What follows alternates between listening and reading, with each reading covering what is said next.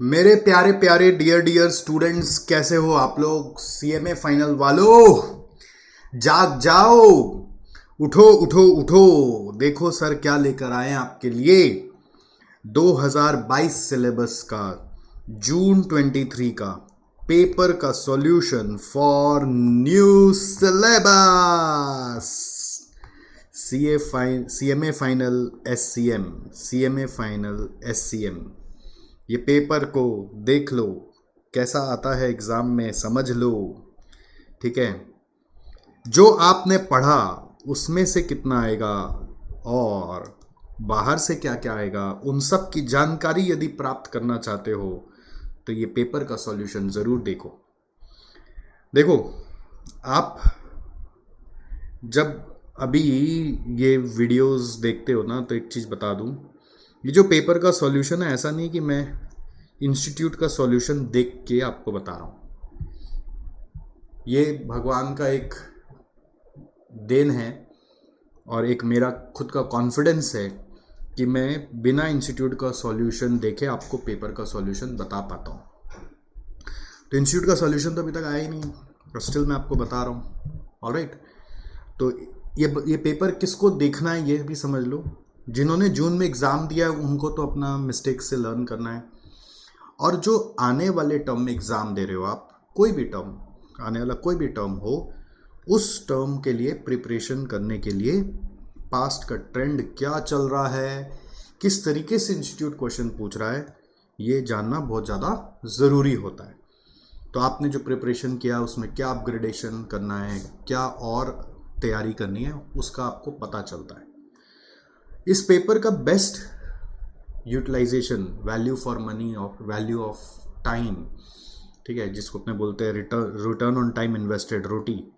इस पेपर का रोटी निकालने के लिए, रिटर्न ऑन टाइम इन्वेस्टेड निकालने के लिए, अगर आप इस पेपर को एक बार अपने से अटेम्प्ट करके फिर देखोगे मेरे साथ, तो आपको ज़्यादा फायदा होगा। ठीक है, अगर आप मान लीजिए कोई भी आने वाले टर्म में एग्ज़ाम दे रहे, अगर आप अटेम्प्ट करके इसको सुनोगे तो आपको ज़्यादा फायदा मिलेगा। अगर आप सिर्फ ऐसे ही सुनते चले जाओगे तो बस जानकारी मिलेगी, फ़ायदा नहीं मिलेगा। इंफॉर्मेशन मिलेगा, बेनिफिट नहीं मिलेगा। तो choice is yours how you want to utilise it. दोस्तों, जैसा कि आप जानते हैं, एसजेसी इंस्टीट्यूट में मैं सीए सतीश जालान एससीएम और एसएफएम आपको एक्सक्लूसिवली सीएमए के हिसाब से पढ़ाता हूँ। ठीक है, ये दावा है कि हमारे जैसा पूरा इंडिया में आपको कोई नहीं पढ़ा सकता है। ठोक बजा के आपको बोल सकते हैं, दावा के साथ ठोक के ठोक के ठोक के ठोक के बोल सकते हैं। मतलब 15 साल से इस सब्जेक्ट में ऐसा एक्सपर्टीज़ हासिल कर लिए कि आपको कोई इस तरीके से तो नहीं पढ़ा सकता जैसे मैं आपको पढ़ा रहा हूँ। ठीक है, तो दिस इज़ माई मॉडेस्टी, मतलब मैं ब्रैग नहीं कर रहा, मैं आपको अपना जो स्ट्रेंथ है उसके बारे में बता रहा हूँ। सो विद दैट, और भी हमारे साथ बाकी सब्जेक्ट्स के भी क्लासेस आप कर सकते हो, जिसमें मैं नहीं पढ़ाता, बट जिन जिन टीचर का क्लासेस हमारे यहाँ पे अवेलेबल होता है वो भी उसी दावे के साथ उस सब्जेक्ट को पढ़ाते हैं जिस दावे के साथ मैं अपना सब्जेक्ट पढ़ाता हूँ। तो इन फ्यूचर अगर आपको लगे कि कोई भी क्लास यदि आपको लेना है, सीएमए का, इंटर का, फाइनल का या फाउंडेशन का, आपके कोई भी फ्रेंड्स को लेना है, रिलेटिव्स को लेना है, तो बेझिझक रेफ़र करना ना भूलें। अरे भाई, थोड़ा तो आपसे सेवादान तो मांगेंगे ना, नहीं तो चलेगा कैसे इंस्टीट्यूट। तो ये ज़रूरी होता है आपको बताना भी और आपको बोलना भी, नहीं तो आदमी को ध्यान नहीं रहता, अपने दुनिया में आदमी मस्त रहता है। खैर, सो आ जाओ इस पेपर में, देखते हैं क्या है। तो ओवरऑल पेपर का जो लेवल है, ये न्यू सिलेबस का पेपर, उस पेपर को देख के कमेंट आपको बोलना है। ये मैं हमेशा क्लास में भी बोलता हूँ कि आप नॉर्मली एक्सपेक्ट करते हैं कि जो पढ़ा हुआ है उसी से बस सेम टू सेम छप के आ जाए, ऐसा एक्सपेक्ट करते हैं ना, बट अनफॉर्चुनेटली ऐसा होता नहीं होता। होता क्या है कि जो नहीं पढ़ा हुआ है वो आए, कुछ नया आए। अच्छा, पास्ट में ओल्ड सिलेबस का अगर मैं पेपर बोलूँ तो वो ज़्यादातर 80 to 90% ऐसा आता था कि जो आपने किया वो उसी में से घूम के आ जाता था। बट न्यू सिलेबस में क्या हो रहा है, कुछ कुछ ऐसा आ ही रहा है जो आपको पहली बार पेपर में देखने मिलेगा। अच्छा, जो आपके लिए पहली बार है ऐसा ज़रूरी नहीं वो मेरे लिए पहली बार है, क्योंकि हम लोग इतना साल से सब्जेक्ट्स को हैंडल करें ना, तो हम लोग हो सकता है कहीं ना कहीं ये पेपर को हम लोग या क्वेश्चन को हम लोग कहीं ना कहीं देखें, कुछ कोई इंटरनेशनल बुक में देखें, कुछ आपका कोई और एग्ज़ाम का पेपर में देखें। जैसे इस बार का पेपर में बहुत सारा क्वेश्चंस ऐसा मिला जो कि सीए फाइनल में एक समय पे आया करता था। अब ऐसे सिचुएशन में ये नहीं होता कि आप आज सीए में पढ़ रहे हो तो आप बैठ के आप सीए का भी सारा सम सॉल्व करोगे, ये कैसे संभव है। इंस्टीट्यूट ने सीए का पूछा, अब जरूरी नहीं ना हर बार सीए का पूछेगा, कल को सीमा का पूछेगा, कल को भैया कोई यूनिवर्सिटी का पूछेगा, तो आप क्या पूरा दुनिया जहान का क्वेश्चन सॉल्व करते रहेंगे? It is next to impossible. तो हम लोग सिंस इतना सारा सम्स कराते रहते करते रहते तो हम लोग को आइडिया हो जाता है कि कहाँ से आया क्या आया।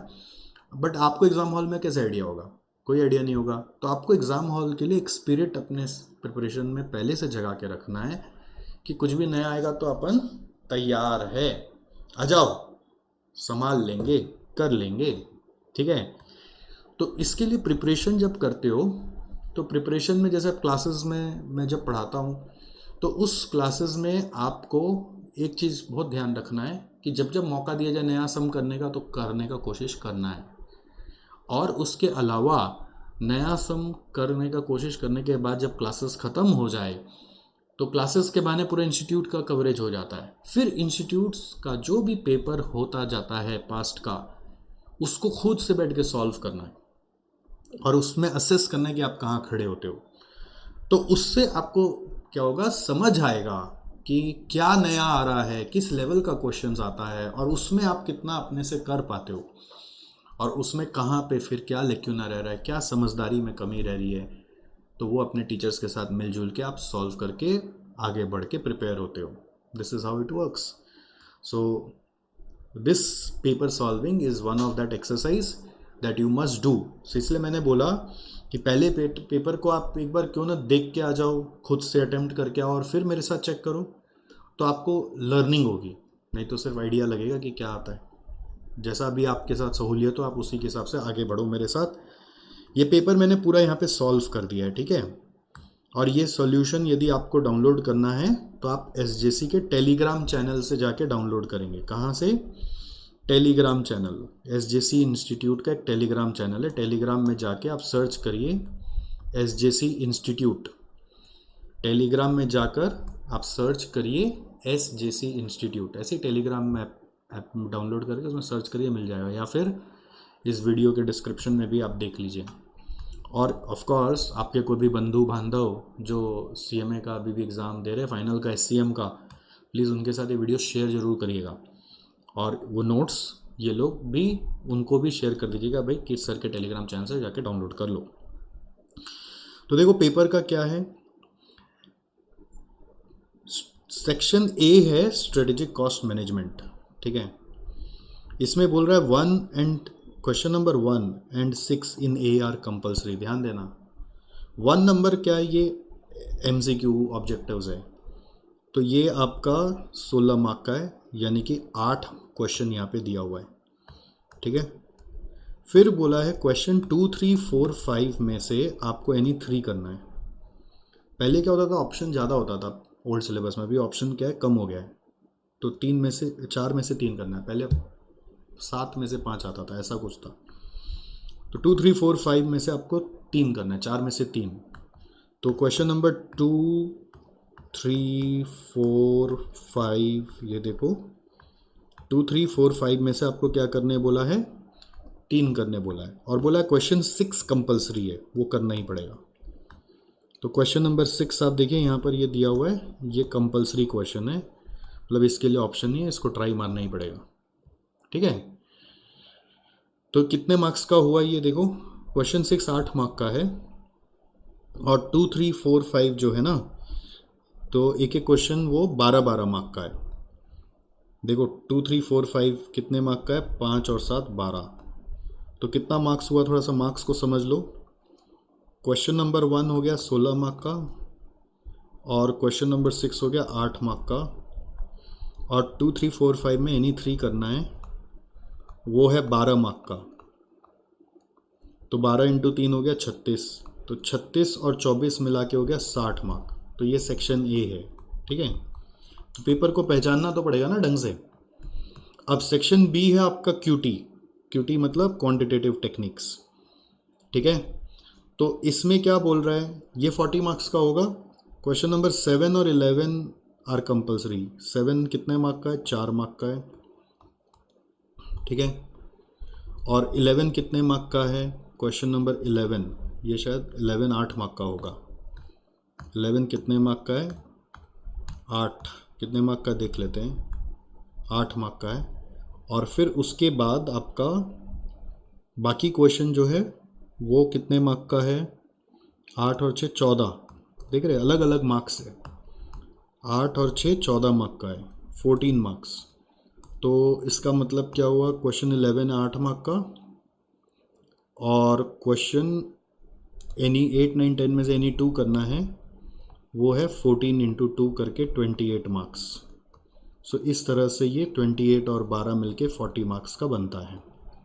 तो ओवरऑल ऑब्जेक्टिव जो आ रहा है वो 16 मार्क का उधर और 4 मार्क का इधर। पेपर में टोटल 20 मार्क का ऑब्जेक्टिव है, ठीक है। तो 20 मार्क्स का टोटल ऑब्जेक्टिव है, 2 सेक्शन में आ रहा है। तो एग्ज़ाम हॉल में ऐसा नहीं कि 2 सेक्शन का 2 अलग अलग आंसर स्क्रिप्ट मिलेगा, एक ही आंसर स्क्रिप्ट है, कंटिन्यू चलना है, ठीक है। तो थोड़ा सा क्या है ना, आप लोगों को मतलब कॉस्ट में 4 में से 3 करना ध्यान रखना है, और उधर भी आपको 3 में से 2 करना है, ये ध्यान रखना है। और 20 मार्क का टोटल ऑब्जेक्टिव है, इसका ध्यान रखना है, जिसमें 16 मार्क कॉस्ट से पूछ रहा है और 4 मार्क आपका उधर पूछ रहा है। अच्छा, ऑब्जेक्टिव जो है वो अच्छा है कि ज़्यादा लेंदी वाला नहीं। पेपर जो ओवरऑल भी है वो लेंदी नहीं है, it's not a lengthy paper. Objective भी लेंदी नहीं है, मतलब इजी टू क्रैक है।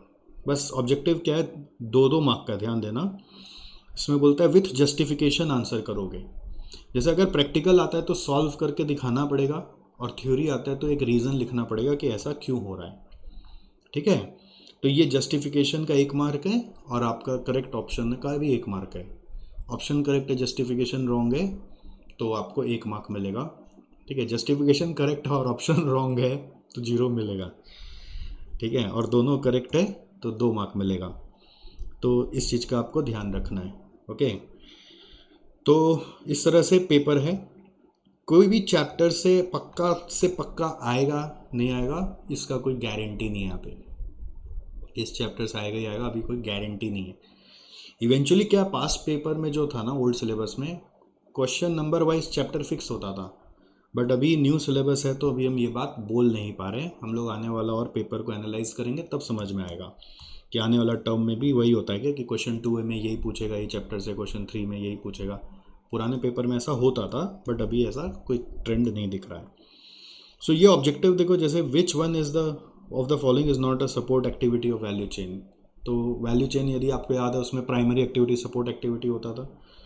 तो सपोर्ट एक्टिविटी में ये सर्विस नहीं आता है, ठीक है। प्राइमरी एक्टिविटीज़ था ना, इनबाउंड लॉजिस्टिक्स, याद आ रहा है। तो outbound logistics, operations, marketing and sales और सर्विस प्राइमरी में था, और सपोर्ट में ये सब था। एक और सपोर्ट में था प्रोक्योरमेंट, तो वो यहाँ पर नहीं है, but not a support activities मतलब सर्विस का आंसर होगा।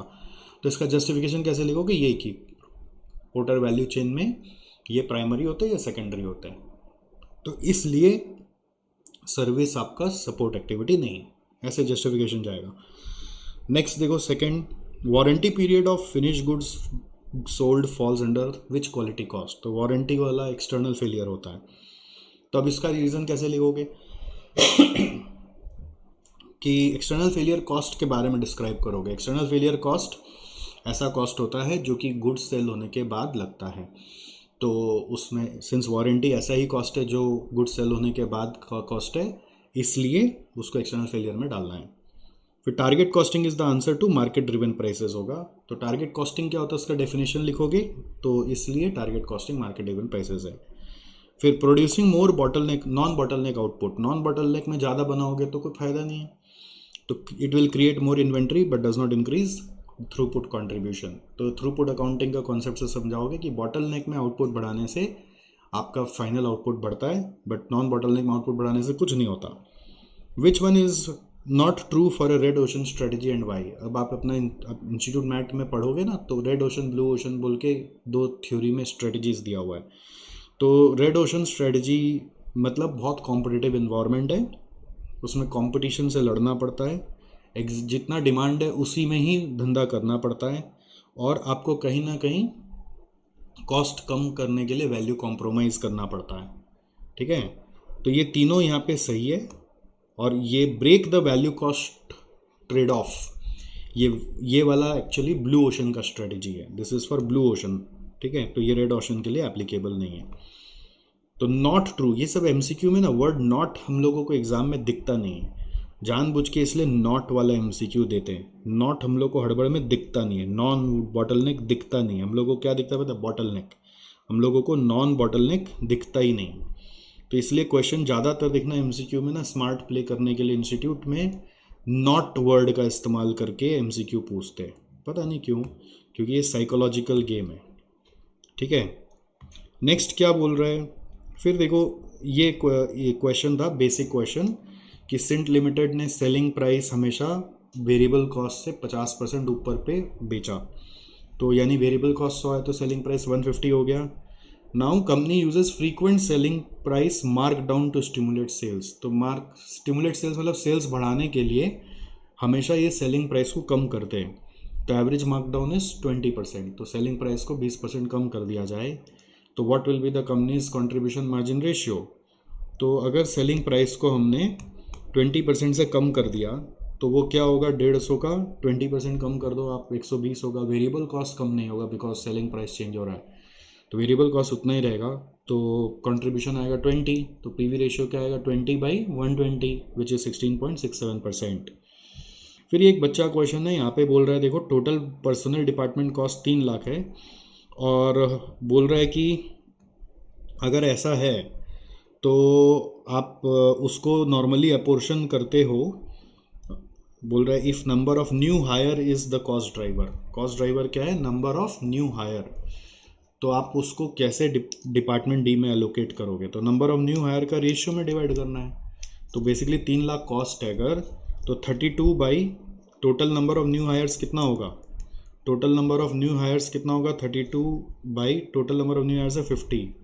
तो 32/50 करोगे, 32/50 करोगे अगर, तो आपका 192 आ जाएगा।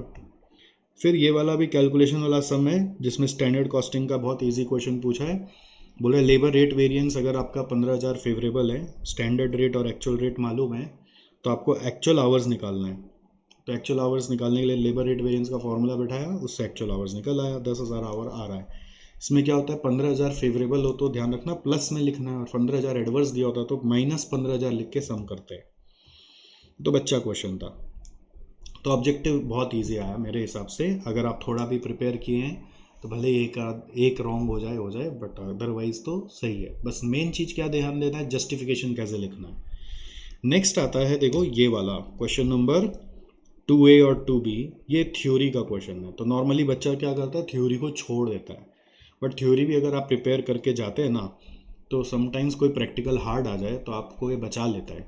तो मेरे हिसाब से थ्योरी छोड़ना नहीं चाहिए। नॉर्मली आप लोग दिमाग में बैठा के चलते हो, थ्योरी आएगा तो ऑप्शन में निकालेंगे, प्रैक्टिकल पे माथा लगाएंगे, बट प्रैक्टिकल कभी कभी ऐसा आ जाता है जो आपने कभी किया हुआ नहीं है, तो थ्योरी बचाता है। तो ये मेरे हिसाब से जो थ्योरी था, ये बहुत ऑब्वियस थ्योरी था। बिजनेस प्रोसेस री इंजीनियरिंग का कैरेक्टरिस्टिक्स और प्रिंसिपल्स लिखना है, तो ये लिखना संभव है, और इसका एग्जैक्ट नोट्स आपका इंस्टीट्यूट मैट में पेज 27 में मिलेगा। और फिर TQM का इम्प्लीमेंटेशन का स्टेप्स अगर आप थ्योरी पढ़े तभी आप लिख सकते हैं, तो ये आपका इंस्टीट्यूट मैट का पेज 51 में मिलेगा, आप उसको वहाँ से एक बार देख लेना। नेक्स्ट 3A जो है, ये वाला क्वेश्चन बहुत सालों से इंस्टीट्यूट पूछता आ रहा है, ओल्ड सिलेबस में भी था और आपको अभी करंट में भी कराया हुआ था। कॉस्ट ऑफ क्वालिटी का क्वेश्चन है, और आपको अपने से अटेम्प्ट करना चाहिए। ऐसे मेरा यहाँ पे सॉल्यूशन दिया हुआ है, तो that you can refer and see how it is to be solved. इसमें क्या एक गड़बड़ होता है यहाँ पर, कहाँ पर, ये वाला 5th नंबर पॉइंट में मिस्टेक होने का चांस होता है। 5th नंबर पॉइंट क्या कहता है हम लोगों का? 5th नंबर पॉइंट कहता है कि देखो आपका 1,20,000 यूनिट रिजेक्ट होता है, उसमें से 90% रिकवर हो जाता है, तो cost of rework is 8 rupees per unit. तो इसमें बहुत बार हम लोग 8 रुपीज़ ऑफ 1,20 डाल देते हैं, बट 90% पे डालना है, क्योंकि पास में इंस्टीट्यूट ने ऐसे ही अज्यूम किया है 8 रुपीज़ पर unit of recovered unit cost माना जाएगा। अब ये क्यों माना जाएगा, क्योंकि पास्ट में इंस्टीट्यूट का सॉल्यूशन इसके ऊपर ऐसे ही था, तो हम लोग उसी ट्रेंड को फॉलो करेंगे तभी मार्क्स मिलेगा, नहीं तो इसमें मार्क्स काट सकता है इंस्टीट्यूट। ठीक है, तो ये एकदम इजी क्वेश्चन था, इसमें बस कैटेगराइज करना था कॉस्ट को और फिर उसका टोटल करके आपको बताना है, मतलब एक एक कैटेगरी का टोटल कॉस्ट क्या है। और सेकेंड पार्ट में बोल रहे हैं सेलिंग प्राइस यदि 50 है, वेरिएबल कॉस्ट 60% है, तो कंट्रीब्यूशन आ जाएगा। और फिर आपका फिक्स कॉस्ट 70 लाख है, और उसके साथ ये सारा ऊपर में जो टोटल क्वालिटी कॉस्ट आएगा उसको भी माइनस करोगे अलग से, तो प्रॉफिट आएगा। तो सेकेंड पार्ट में बहुत बच्चा सा क्वेश्चन है ये। अच्छा होता है आपका इंस्टीट्यूट है ना, सारा क्वेश्चन का ना कैसे मार्किंग करेगा उसका भी ब्रेकअप दे देता है। ये चीज़ सीए में नहीं करता, सीएमए में करता है, बहुत अच्छा चीज़ है ये। तो पता चलता है कि किस में कितना स्टेप मार्किंग मिल जाएगा मेरे को। नेक्स्ट सेकंड वाला जो क्वेश्चन है, अब ये आप लोग का मैट में नहीं है सेकंड वाला क्वेश्चन, ठीक है, क्वालिटी मैनेजमेंट का ही क्वेश्चन आ गया वापस, बट ये आप लोग का मैट में नहीं है। अब आप बोलेंगे हम लोग का मैट में नहीं, हम लोग कैसे करेंगे? तो देखो यही तो इंस्टीट्यूट बोल रहा है कि मेरा मैट से ही सब कुछ मैं पूछूंगा, ऐसा कोई ज़रूरी नहीं है बच्चा। I can ask you from anywhere, I can ask you from anywhere, this is what institute is saying. Institute is saying I can ask from anywhere, so you have to try your brains inside the exam hall. तो अब ये जब question करोगे ना आप, ये TQM वाला, ये क्वेश्चन बहुत पहले सीए का ओल्ड सिलेबस का कॉस्टिंग में सब्जेक्ट में आया था, ठीक है, सीए का भी ओल्ड सिलेबस में। अभी सीए का न्यू सिलेबस जो अभी जो सिलेबस चल रहा है सीए का, उसके भी पहले वाले सिलेबस में ये एक बार आया था। तो हम लोग के लिए नया नहीं था, आपके लिए नया था। तो इसमें क्या हो रहा है ना कि कंपनी है एक नया सिस्टम इंस्टॉल कर रहा है, उसके कारण उसका कॉस्ट एनुअल एडिशनल कॉस्ट लगेगा 3 लाख, और इक्विपमेंट लाएगा 4 लाख का, ठीक है। और उसके कारण बेनिफिट क्या होगा कि ऑन टाइम डिलीवरी 80 से 95% पे पहुंच जाएगा, और आपका number of lots of newspaper damage जो होता था वो कम हो जाएगा, और नया इक्विपमेंट लाने का जो कैपिटल कॉस्ट है उसका 9% कॉस्ट है। तो देखने से लग रहा है कैपिटल बजटिंग कर रहे हैं, बट कैपिटल बजटिंग नहीं कर रहे हैं, आपको बस इंक्रीमेंटल बेनिफिट से निकालना है। तो इंक्रीमेंटल बेनिफिट के लिए क्वेश्चन में बोला है कि हर 1% जो क्वालिटी बढ़ता है उसके कारण रेवेन्यू बढ़ जाएगा हमारा 35,000 पर एनम से, जिसमें कंट्रीब्यूशन आता है 40%। मतलब ये रेवेन्यू है, तो उस पर कॉन्ट्रीब्यूशन जो आ रहा है वो आपका बेनिफिट है। तो बेनिफिट कितना हुआ यहाँ पे 15% बढ़ा, तो 1% का 35,000, तो 15% का क्या होगा 15 इंटू 35,000, ठीक है, इंटू उस पर कॉन्ट्रीब्यूशन मिलेगा 40% विच इज़ 2,10,000, ठीक है। 15 इंटू 35,000 इंटू कॉन्ट्रीब्यूशन मिलेगा 40% विच इज़ 2,10,000, ठीक है। ये रहा, देखो यहाँ पे मैंने लिख दिया। अब यहाँ पे इंटू 40% बच्चा लोग भूल जाता है कि इसका क्या करना है। और दूसरा यहाँ पे अगर कार्टून लॉस्ट कम होगा 6,000 से 1,000, तो 5,000 बचा, तो उसका 40 रुपये करके बचेगा 2 लाख, ठीक है। और इसके चक्कर में कॉस्ट क्या लगा, एक तो एनुअल आउटले होगा 3 लाख का, और ये 4 लाख जो अपने इनको इन्वेस्टमेंट कर रहे हैं उसका ब्याज अपॉर्चुनिटी कॉस्ट अपने डाल देंगे। हमारे रेलेवेंट कॉस्टिंग में तो हम लोग अपॉर्चुनिटी कॉस्ट डालता ही है, तो वो माइनस करके नेट बेनिफिट निकाल देंगे, दैट्स इट। अगर ये पॉजिटिव है तो इम्प्लीमेंट होगा, नहीं तो नहीं होगा। तो इसमें मेरा जो अनुमान है बच्चे का ये 40% का ध्यान नहीं रहता उसको कि क्या करना है। तो एग्ज़ाम हॉल में मान लीजिए आप पूरा इसको ट्राई किए, या फिर अभी बिफोर दिस क्वेश्चन पेपर आपने इस क्वेश्चन को ट्राई किया और 40% वाला पार्ट नहीं लिया, तो कितना मार्क्स मिलेगा? तो some step marking can be given कि इसका 1 मार्क दे दो, इसका आधा मार्क दे दो, ऐसा करके वो लोग कुछ ना कुछ स्टेप मार्किंग भी देता है आइडियली। कोई बदमाश चेकर है तो पता नहीं। नेक्स्ट देखो, ये रेलिवेंट कॉस्टिंग का क्वेश्चन है 4A। अब अगेन ये क्वेश्चन भी आपके इंस्टीट्यूट में नहीं है, बट हम लोगों का किया हुआ वापस कहाँ पे, CA फाइनल का ओल्ड सिलेबस में कभी होता था, ठीक है। तो हम लोग वहाँ पे पढ़ाए हुए, तो हम लोगों को तो मुँह ज़बानी याद है क्वेश्चन, तो आपके लिए नया है। अब आप बोलेंगे तो क्या सर हम हर सब्जेक्ट का हर चैप्टर का बैठ के पूरा न्यू सिलेबस और CA का भी क्वेश्चन उतार दें? कहाँ से सकोगे, आपका 8 सब्जेक्ट सक ही नहीं पाते हो, और आप ऊपर से CMA के चक्कर में CA का क्वेश्चन पढ़ोगे, पॉसिबल नहीं है। तो एग्ज़ाम हॉल में क्या करना चाहिए सर? एग्ज़ाम हॉल में अपना दिमाग लगाना चाहिए, जितना सही होगा होगा, नहीं होगा नहीं होगा। नॉलेज रहेगा तो जितना सही होगा होगा, स्टेप मार्किंग पे जीत के आ जाएंगे। ठीक है, तो this is how it is done. अब मान लो आपसे 4A नहीं बनता तो थ्योरी का बचाव लीजिए, थ्योरी तो आपके कोर्स से आया है, मतलब आपके मैथ से आया है। तो ये एक इंस्टीट्यूट का एक हरकत इस बार न्यू सिलेबस में देखने को मिला। इवन ओल्ड सिलेबस के बच्चों के साथ क्या किया बताएं? ओल्ड सिलेबस में कुछ कुछ क्वेश्चन न्यू सिलेबस का मैथ से पूछ लिया। न्यू सिलेबस वालों को कुछ कुछ क्वेश्चन सीए का मैथ से पूछ रहा है। अब सीए वाला क्या करता है पता है? अब आप बोलेंगे ये से फिर तो हम सीए कर लेते हैं, तो आप सीए में जाके फिर दुखी हो जाएंगे। क्यों? क्योंकि सीए वाला लोग क्या करता है, अपना मैथ से क्वेश्चन नहीं पूछता है, वो ACCA जो यूके का पेपर है उससे जाके पूछता है। या फिर वो लोग मैंने देखा है कि जैसे इंटरनेट पे ना ऐसे सर्च करते हैं ना, top 10 questions of relevant costing for example, तो वैसे वहाँ से जो क्वेश्चंस निकल के आते हैं वो क्वेश्चन पूछता है। तो सीए वाला अपना इंस्टीट्यूट से थोड़ी ना पूछता है, तो वहाँ का बच्चा भी रो ही रहा है कि अरे हम जो पढ़ा उससे तो आया नहीं, अलग ही कुछ आ गया, तो नया ही कुछ आ गया। तो ये चीज़ मतलब आपको लगता है grass is greener in other side, but ऐसा नहीं है। हर जगह वैसे ही कॉम्प्लिकेशंस क्रिएट किया जाता है, बच्चों का दिमाग को टेस्ट किया जा रहा है। और आपको मालूम है, आप इसको लेके ये मत सोचो इंस्टीट्यूट खराब करें, इंस्टीट्यूट एक्चुअली अच्छा कर रहा है। इसी तरह से आप तैयार होते हो। रियल वर्ल्ड में जो चैलेंजेस है वो आप जो आज पढ़ के जा रहे हो वही चैलेंजेस आपको रियल वर्ल्ड में मिलेंगे क्या? नहीं, रियल वर्ल्ड में तो एक नया ही चैलेंज मिलेगा। तो रियल वर्ल्ड में आप जब जाओगे जॉब करने के लिए, बिजनेस करने के लिए, तो वहाँ के लिए नए चैलेंजेस को समझना पड़ेगा ना, तैयार होना पड़ेगा। और वो भी with in definite time frame वो चैलेंजेस को सॉल्व नहीं कर सकते आप, तो आपका सक्सेस आना ही नहीं है। तो इसी तरह से पढ़ाई के माध्यम से आपको इस तरह से एग्ज़ाम हॉल में चैलेंजेस दिए जाते हैं। सीए वाले को फॉरेन का बुक से उठा के दे देता है, सीएमए वाले को सीए का बुक से उठा के दे रहा है, कभी कभी सीएमए वाला भी कोई फॉरेन का बुक से उठा के दे देता है। ऑलराइट, तो सीए वाले भी खुश है ऐसा मत सोचना। तो सीए वालों को ये नहीं बोलते कि सीएमए का कर लो, एसीसीए का कर लो। भाई तू जितना अपना पढ़ सकता है उतना ही पढ़ और अपना एग्जाम हॉल में दिमाग लगा। अभी न्यू एजुकेशन पॉलिसी जो आया ना गवर्नमेंट का, उसमें तो छोटे बच्चों के लिए एक कंडीशन स्कूलों पे लगाया जा रहा है कि एग्ज़ाम में कोई भी क्वेश्चंस आप लोग बुक से ना पूछो, ऐसा जैसे पूछो जो कि उनको आपने क्लास में नहीं पढ़ा है, और एग्ज़ाम हॉल में वो अपना बच्चा माथा चला पा रहा है कि नहीं वो टेस्ट करो। और हम लोग, मेरा जो बेटा है उसका क्लास 4 में ऐसा ऐसा क्वेश्चन पूछा जाता है स्कूल में, जो कि एग्ज़ाम हॉल में उसको दिमाग लगा के करना पड़ता है, जो कि क्लास में उसको पढ़ाया गया और या बुक में ऐसा पढ़ाया गया ऐसा नहीं। तो क्लास 4 से आजकल बच्चों को तैयार किया जा रहा है। तो ये अच्छा नहीं कि इंस्टीट्यूट एटलीस्ट हम लोग को अभी जाते जाते तो ये सब चीज़ के लिए तैयार कर रहा है। खैर, इस रेलेवेंट कॉस्टिंग का सम में देखो, एक मशीन है, यहाँ पर बोल रहा है कि एक मशीन है जो कि हम लोगों का एक कस्टमर ने ऑर्डर किया था, बट वो कस्टमर अचानक लिक्विडेट हो गया, तो जो मशीन है वो इनकम्प्लीट रह गया। अब इनकम्प्लीट मशीन को का स्टेटस ये दिया हुआ है, कितना कॉस्ट सोचे थे, कितना कॉस्ट लग गया, कितना कॉस्ट अभी भी लगना बाकी है, कितना पेमेंट आ गया। और अब खोज के लाए हैं एक नया कस्टमर जो बोल रहा है इस मशीन को थोड़ा मॉडिफाई करके दोगे तो हम ले लेंगे। तो उसके लिए नया कस्टमर को क्या कोटेशन दे, ये क्वेश्चन पूछा जा रहा है। तो मॉडिफिकेशन का रिक्वायरमेंट्स नीचे आपको दिया हुआ है, और क्वेश्चन पूछ रहा है कि बताओ कि relevant cost of equipment in deciding at what minimum price that the company can afford to quote the new customer.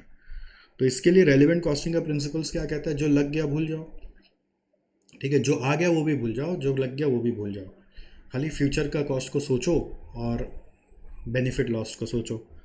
तो ओरिजिनल कॉस्ट एस्टिमेटेड बेकार है, कॉस्ट इनकर्ड सो फार बेकार है, कॉस्ट टू बी इनकर्ड ये तो बोला है ना, पुराना मशीन को ख़त्म करना पड़ेगा और मॉडिफाई करना पड़ेगा। ठीक है, ये बोल रहा है if certain modifications are carried out, modification मतलब ख़त्म करके मॉडिफाई, तो इसका मतलब ख़त्म तो करना ही पड़ेगा। तो ये रेलेवेंट है, जो जो रेलेवेंट है वो मैंने लिख दिया है। और प्रोग्रेस पेमेंट रिसीव्ड काट दिया क्योंकि ये पास्ट हो गया, संक है, भूल जाओ, जो आ गया वो रख लो। ठीक है, फिर ये सब डिटेल्स दिया हुआ है कि बोल रहा है जो नया कस्टमर आया वो बोल रहा है कि आपका मशीन ओरिजिनल कंडीशन में लूँगा। ओरिजिनल कंडीशन मतलब आपको कंप्लीट करना पड़ेगा, रिक्वायर्ड टू कंप्लीट। और फिर बोल रहा है कि मेरे को कंट्रोल डिवाइस नहीं चाहिए, तो विदाउट इट्स कंट्रोल डिवाइस, तो कंट्रोल डिवाइस आपको रिमूव करना है। कंट्रोल डिवाइस क्या है, नीचे कुछ डिटेल दिया हुआ उसके बारे में। और फिर बोल रहा है मटेरियल एट कॉस्ट। ऐसे मटेरियल को देख के आप बोलते हैं रेलिवेंट होगा, बट नीचे डिस्क्रिप्शन पढ़ के समझ में आ रहा है कि ये अभी ये कॉस्ट है, मतलब ये ओरिजिनल कॉस्ट है, बुक वैल्यू है, संक है। वेजेस का भी क्रॉस करना कि नीचे रेलिवेंसी के हिसाब से डिसाइड होगा। ये इस सम का एक यूनिकनेस है। वेरिएबल ओवरहेड, जहाँ जहाँ वेजेस है उसका 25% वेरिएबल ओवरहेड में घुसाना है। डिलीवरी कॉस्ट 1350, ये तो तभी होगा ना जब मशीन कंप्लीट हो जाएगा तब डिलीवर करेंगे, तो डिलीवरी कॉस्ट ये फ्यूचर कॉस्ट है इसलिए रेलिवेंट है। फिक्स्ड ओवरहेड 50% के हिसाब से दिया हुआ है, तो कोई भी कॉस्ट परसेंट के हिसाब से दिया तो कमिटेड कॉस्ट होता है, इसलिए इररेलेवेंट है। फिर मटेरियल के लिए क्या बोला है, material required for modification are in stock and if not use for the order they will be use in another job in place of materials that will now cost 2250। So in stock है तो उसका cost सम cost हो गया, तो इसका relevancy क्या होता था, अज्यूम कर लेंगे नॉन मूविंग है तो इसका relevancy will be the benefit lost, तो बेनिफिट लॉस्ट इज 2250, इसलिए 2250 रेलिवेंट है।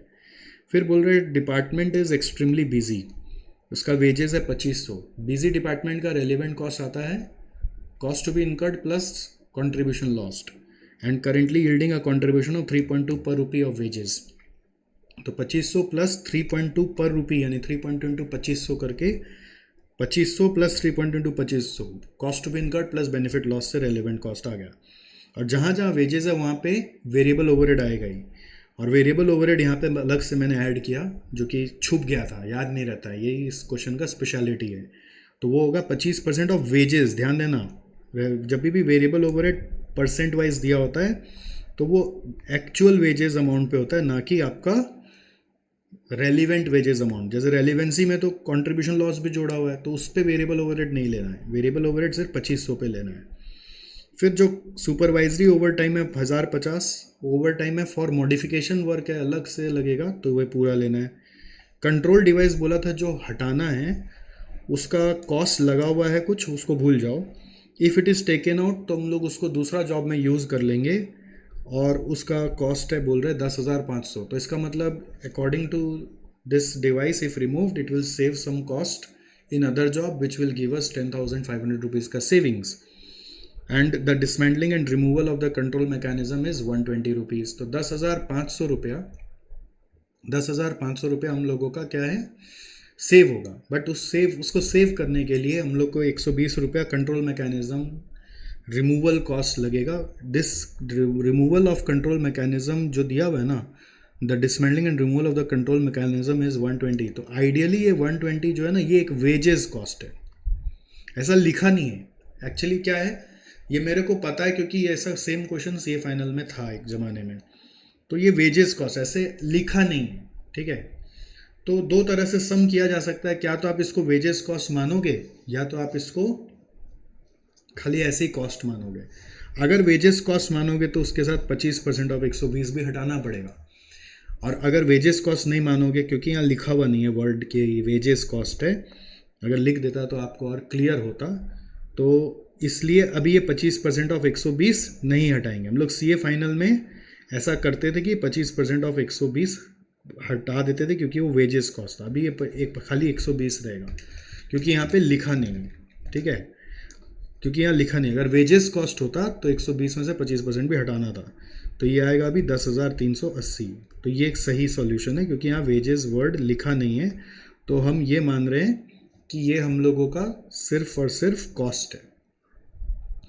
नेक्स्ट बोल रहा है कन्वर्जन अगर नहीं करेंगे, अगर ये मशीन का कन्वर्जन नहीं करेंगे तो जो भी मटेरियल्स यहाँ पे यूज़ हुआ है उसको हम लोग स्क्रैप कर देंगे, दूसरे जगह यूज़ कर लेंगे, 12,000 रुपये बचेगा। तो benefit lost due to conversion is 12,000। But 12,000 को करने के लिए बोल रहा है it would have taken wages cost of 240। देखो यहाँ पे लिखा है wages cost of 240 to make them suitable for this purpose. तो वेजेस कॉस्ट 240 हमने डाला, इस बार लिख दिया वेजेस कॉस्ट, यहाँ पे वेजेस नहीं लिखा। अगर आपका ये वेजेस माना गया तो यहाँ पे ओवरहेड्स उसका डालेंगे। देखो सीए फाइनल का जो सम था उसमें क्लियरली लिखा हुआ था वेजेस, यहाँ पे वेजेस लिखा नहीं है, तो किसके कारण हो सकता है सॉल्यूशन चेंज हो जाए। तो मैंने एक बार हटा दिया है, पहले मैं जो सॉल्यूशन करके रखा हुआ था उसमें वेजेस डाला हुआ था, तो मैंने दिखा दिया था कि कैसे होगा, बट अभी मैंने हटाया आपके सामने। और अभी यहाँ पे लिखा हुआ ये वेजेस कॉस्ट है, और वेजेस कॉस्ट है तो उसके बाद बोल रहा है देखो to make them suitable for this purpose आपको 240 रुपीज़ इनकर करना पड़ेगा, तो 12,000 में 240 जाएगा, और 240 है तो 25% ऑफ 240 वेरिएबल ओवरहेड का भी अटैच करना है। ये बोला नहीं है बट ये हिडन होता है जब जब variable overhead as a percent of wages होता है। अब वेजेस के लिए एक और चीज़ है कि क्वेश्चन में बोला है डिपार्टमेंट तो बहुत बिजी है, तो जहाँ जहाँ वेजेस कॉस्ट लगेगा वहाँ तो कंट्रीब्यूशन लॉस भी आएगा। तो ये कंट्रीब्यूशन लॉस्ट भी हम यहाँ पर इस वेजेस कॉस्ट में जोड़ सकते हैं, बट ओवरहेड में नहीं जोड़ेंगे। वेरिएबल ओवरहेड में सिर्फ वेजेस कॉस्ट ही रहेगा। तो एक और चीज़ माइनस कर सकते हैं वो है 240 इंटू 3.2 कॉन्ट्रीब्यूशन लॉस बोलकर, क्योंकि वर्कर्स आर बिजी। वर्कर्स अगर बिजी है तो ये 240 का 3.2 भी माइनस करना चाहिए क्योंकि workers are busy. 240 into 3.2 768 rupees और माइनस होगा, तो अकॉर्डिंगली ये अमाउंट कितना आएगा 12,000 माइनस 240 माइनस 60 माइनस 768, तो ये आ रहा है 10,932। 12,000 माइनस 240 माइनस 60 माइनस 768। तो ये सब देखो, ये क्या है ना, इंटरप्रिटेशन है। हो सकता है इंस्टीट्यूट जब अपना सॉल्यूशन निकालेगा तो वो इस वेजेस कॉस्ट पे नहीं लिया, तो वो उनका मिस्टेक मानूंगा मैं। क्यों? क्योंकि वेजेस तो बिजी है। अब वो सीए फाइनल से कॉपी कर रहा होगा अगर सॉल्यूशन, तो गड़बड़ बताएगा। इस सीए फाइनल में जब ये सम आया था ना, तो उसमें क्या था, वेजेस का 2 डिपार्टमेंट दिया हुआ था, डिपार्टमेंट ए डिपार्टमेंट बी। तो बोला था डिपार्टमेंट ए बिजी है, डिपार्टमेंट बी खाली है। और यहाँ पर जो कंट्रोल मैकेनिज्म रिमूव करना है उसके लिए वर्कर उठा के लाए थे, बोल रहा था जो खाली डिपार्टमेंट है उसके लिए, मतलब जो इजीली हायर कर जा सकता है उसके लिए। और यहाँ पर भी वेजेस वो उस समय डिपार्टमेंट ऐसा पकड़ा था जिसका अपॉर्चुनिटी कॉस्ट नहीं है। तो सीए फाइनल का सम्स में ये नहीं आएगा। क्यों नहीं आएगा? क्योंकि वहाँ पे जो वेजेस था वो कॉस्ट 2 डिपार्टमेंट का था, और एक बिजी डिपार्टमेंट था, एक खाली डिपार्टमेंट था। तो ये सब रिमूवल का काम खाली डिपार्टमेंट से करवा रहे थे, ठीक है। तो वहाँ पे ओवरहेड्स आएगा, यहाँ पे ओवरहेड्स भी आ रहा है और कंट्रीब्यूशन लॉस भी आ रहा है। ऑलराइट, तो अकॉर्डिंगली इसके बाद बोल रहा है देखो remaining material will realise 11,400 scrap, तो वो भी benefit lost. And drawings which are part of this job can be sold for 1,500, तो that is also part of the cost. So if you add all, what is the amount coming? If you add all, what is the amount coming? 1350 plus 1350 नहीं, 29,700 से add करना है। 29,700 plus 1350 plus 2250 plus 10,500 plus 625 plus 1,050। ध्यान रखना 10,380 minus हो रहा है ये वाला, क्योंकि वो कंट्रोल डिवाइस हटा रहे हैं तो कहीं और उसको यूज़ कर लेंगे तो पैसा बच जाएगा। प्लस 10,932 प्लस 11,400 प्लस 1,500, तो ये आ रहा है 58,927। अब ये मेरा गिवन सॉल्यूशन है। देखो इसमें इंस्टीट्यूट का जो सॉल्यूशन आएगा उसमें खाली 1-2 चीज़ का ही चक्कर हो सकता है इसमें वेरिएबल ओवरहेड घुसा दे, इसको वेजेस अज्यूम करके। क्यों वो अज्यूम कर सकता है? क्योंकि वो छाप रहा होगा सीए फाइनल से। वहाँ पे लिखा हुआ था कि वेजेस कॉस्ट है, यहाँ तो लिखा नहीं है ना वेजेस कॉस्ट है, यहाँ तो बस लिखा रिमूवल कॉस्ट है। तो रिमूवल कॉस्ट है तो हमको क्या पता कि इसमें वेजेस है, ये हमको क्या मालूम ये क्या है। बट अगर आप इसको वेजेस अज्यूम कर लो क्योंकि सीए फाइनल में दिया हुआ था, तो आपको वेरिएबल ओवरहेड भी यहाँ माइनस करना पड़ सकता है। अभी हमने नहीं किया, मैंने आपको अजम्पशन बताया कि हम नहीं जानते कि वेजेस कॉस्ट है कि किस तरह का कॉस्ट है। ऐसे तो रिमूवल करने के लिए तो वर्कर का वेजेस ही लगेगा। अगर आप उस अंडरलाइंग लॉजिक से पकड़ें तो वेजेस का फिर वेरिएबल ओवरहेड डाल देना, ठीक है। अब बोलो डाल दूँ? डाल दूँ, मेरे को अभी कुछ नहीं जाता, मैं तो आपको समझा रहा हूँ। 120 का 25% 30 रुपया वेरिएबल ओवरहेड का, तो ये 10,350 आ जाएगा। तो यहाँ पर थोड़ा सा चेंज हो जाएगा, है ना। 58,927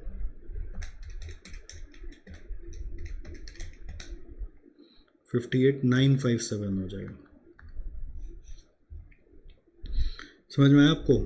तो ये चीज़ का मेरे को मालूम नहीं है इंस्टीट्यूट का सॉल्यूशन कैसा डील करेगा, क्योंकि ये लोग छापा छुपी करने में कन्फ्यूजन क्रिएट किया है। अगर वेजेस अज्यूम किया जाएगा तो वेरिएबल ओवरहेड जरूर होगा। अब आप एग्ज़ाम हॉल में कैसे करेंगे, देखिए ये सब हम नहीं बता सकते। आपको लेकिन ये बता सकते कि हर फिगर का मार्क्स मिलेगा।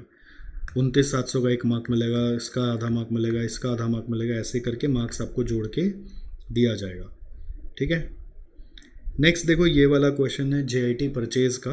ये आपका पुराना सिलेबस से कंटिन्यू होते हुए आ रहा है, CMA का एक कोर्स का क्वेश्चन है, जिसमें कंपनी करंट में एक पॉलिसी चला रहा है और JIT में शिफ्ट होना चाहता है। तो उसको total raw material inventory cost का कॉन्सेप्ट जो आप लोग मटेरियल कॉस्टिंग में सीखे उसके हिसाब से करते हैं। Purchase cost, ordering cost, carrying cost और स्टॉक आउट कॉस्ट। खाली एक नया चीज़ आता है JIT में, स्टॉक आउट कॉस्ट का चक्कर। ठीक है। तो इसमें क्या होता है, बस आप परचेज कॉस्ट लेते हो तो annual quantity into purchase price per unit करके लेते हो। ऑर्डरिंग कॉस्ट होता है number of orders into cost per order करके। मटेरियल कॉस्टिंग में कुछ याद आ रहा है? और कैरिंग कॉस्ट होगा आपका क्वांटिटी पर order by 2 into carrying cost percentage into purchase price per unit plus other carrying cost जो भी दिया हुआ है पर यूनिट पर एनम। ये पूरा को Q/2 से मल्टीप्लाई करना है।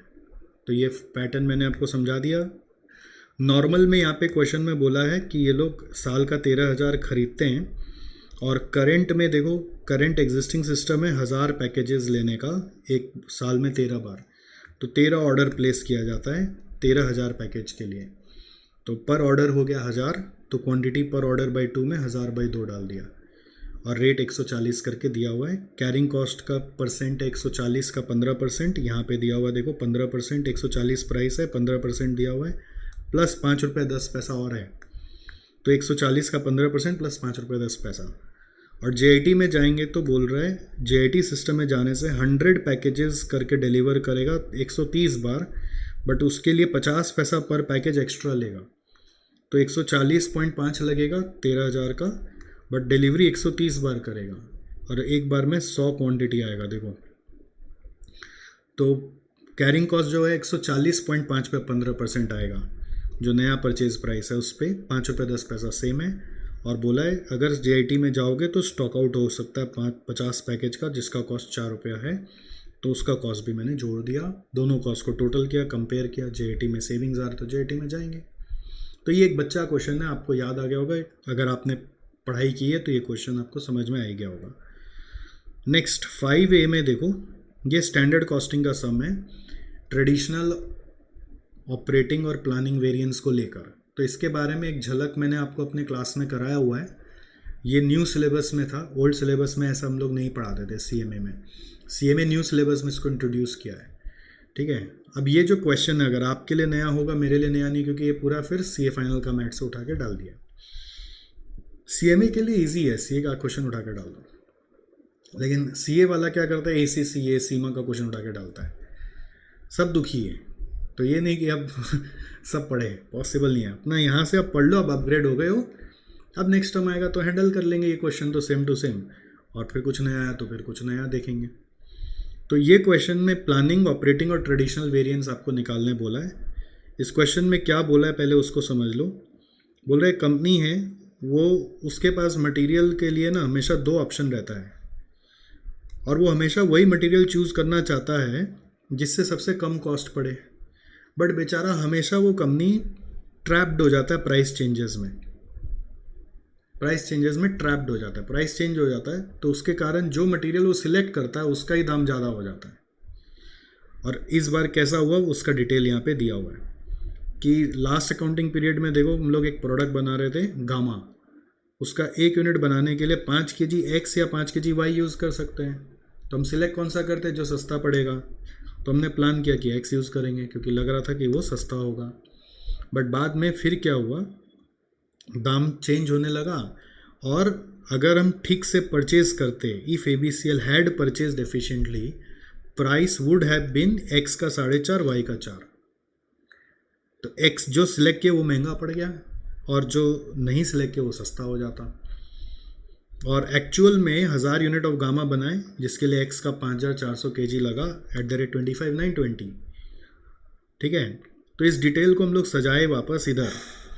एक होता है ट्रेडिशनल प्लानिंग और ऑपरेटिंग वेरिएंस का कॉन्सेप्ट में, एक होता है ओरिजिनल स्टैंडर्ड, फिर होता है रिवाइज स्टैंडर्ड, फिर होता है एक्चुअल। ये एक नया कॉन्सेप्ट होता है इधर। तो ओरिजिनल स्टैंडर्ड मतलब जो पहले सोचा था। तो पहले क्या सोचा था, X और Y 2 ऑप्शन है, 1 यूनिट के लिए 5 kg लगेगा तो 1000 के लिए 5000 लगेगा। आपको original standard for actual output लेना होता है, याद है? सब कुछ स्टैंडर्ड फॉर एक्चुअल आउटपुट होता है। तो original standard for actual output आ रहा है 5000, एक्स का रेट आ रहा है 3, एक्स का रेट क्या आ रहा है, ई एक्स का रेट आ रहा है 3 रुपया।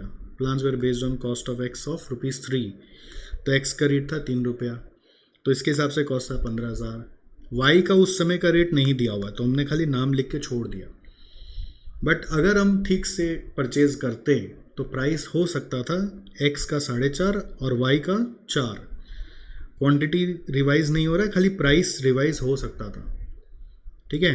और एक्चुअल में क्या हुआ, हमने तो एक्स ही खरीदा 5,400 25,920 पे, ये देखो। तो रेट पर केजी क्या आया, 25,920 बाई 5,400, 4.8। तो अब अपने को ट्रेडिशनल, प्लानिंग और ऑपरेटिंग वेरिएंस निकालने बोला है calculate the material variance by traditional variance and an approach which distinguishes between planning and operational variance. तो ट्रेडिशनल वेरिएंस का मतलब क्या है, it is the difference between original standard and actual. तो ओरिजिनल स्टैंडर्ड और एक्चुअल के बीच में जैसे वेरिएंस निकालते हैं ना अपने मटेरियल का सारा, तो वो निकाल दिया। देखो material cost variance, price variance और यूसेज वेरिएंस मैंने निकाल दिया इन दोनों को कंपेयर करके। फिर प्लानिंग वेरिएंस होता है original standard versus revise standard. Original standard versus revise standard मतलब आपको इन दोनों को कंपेयर करना है प्लानिंग वेरिएंस के लिए, ठीक है। ये दोनों को कंपेयर करके आ रहा है प्लानिंग वेरिएंस। तो रिवाइज स्टैंडर्ड को एक्चुअल के जैसे ट्रीट करके आप इन दोनों को कंपेयर करके प्लानिंग का तीनों निकाल सकते हो। बट यहाँ पर आपको प्लानिंग का कुछ एक नया चीज़ भी करना है, वो है कि आपका 3 रुपया के जगह यहाँ पे 4.5 हुआ।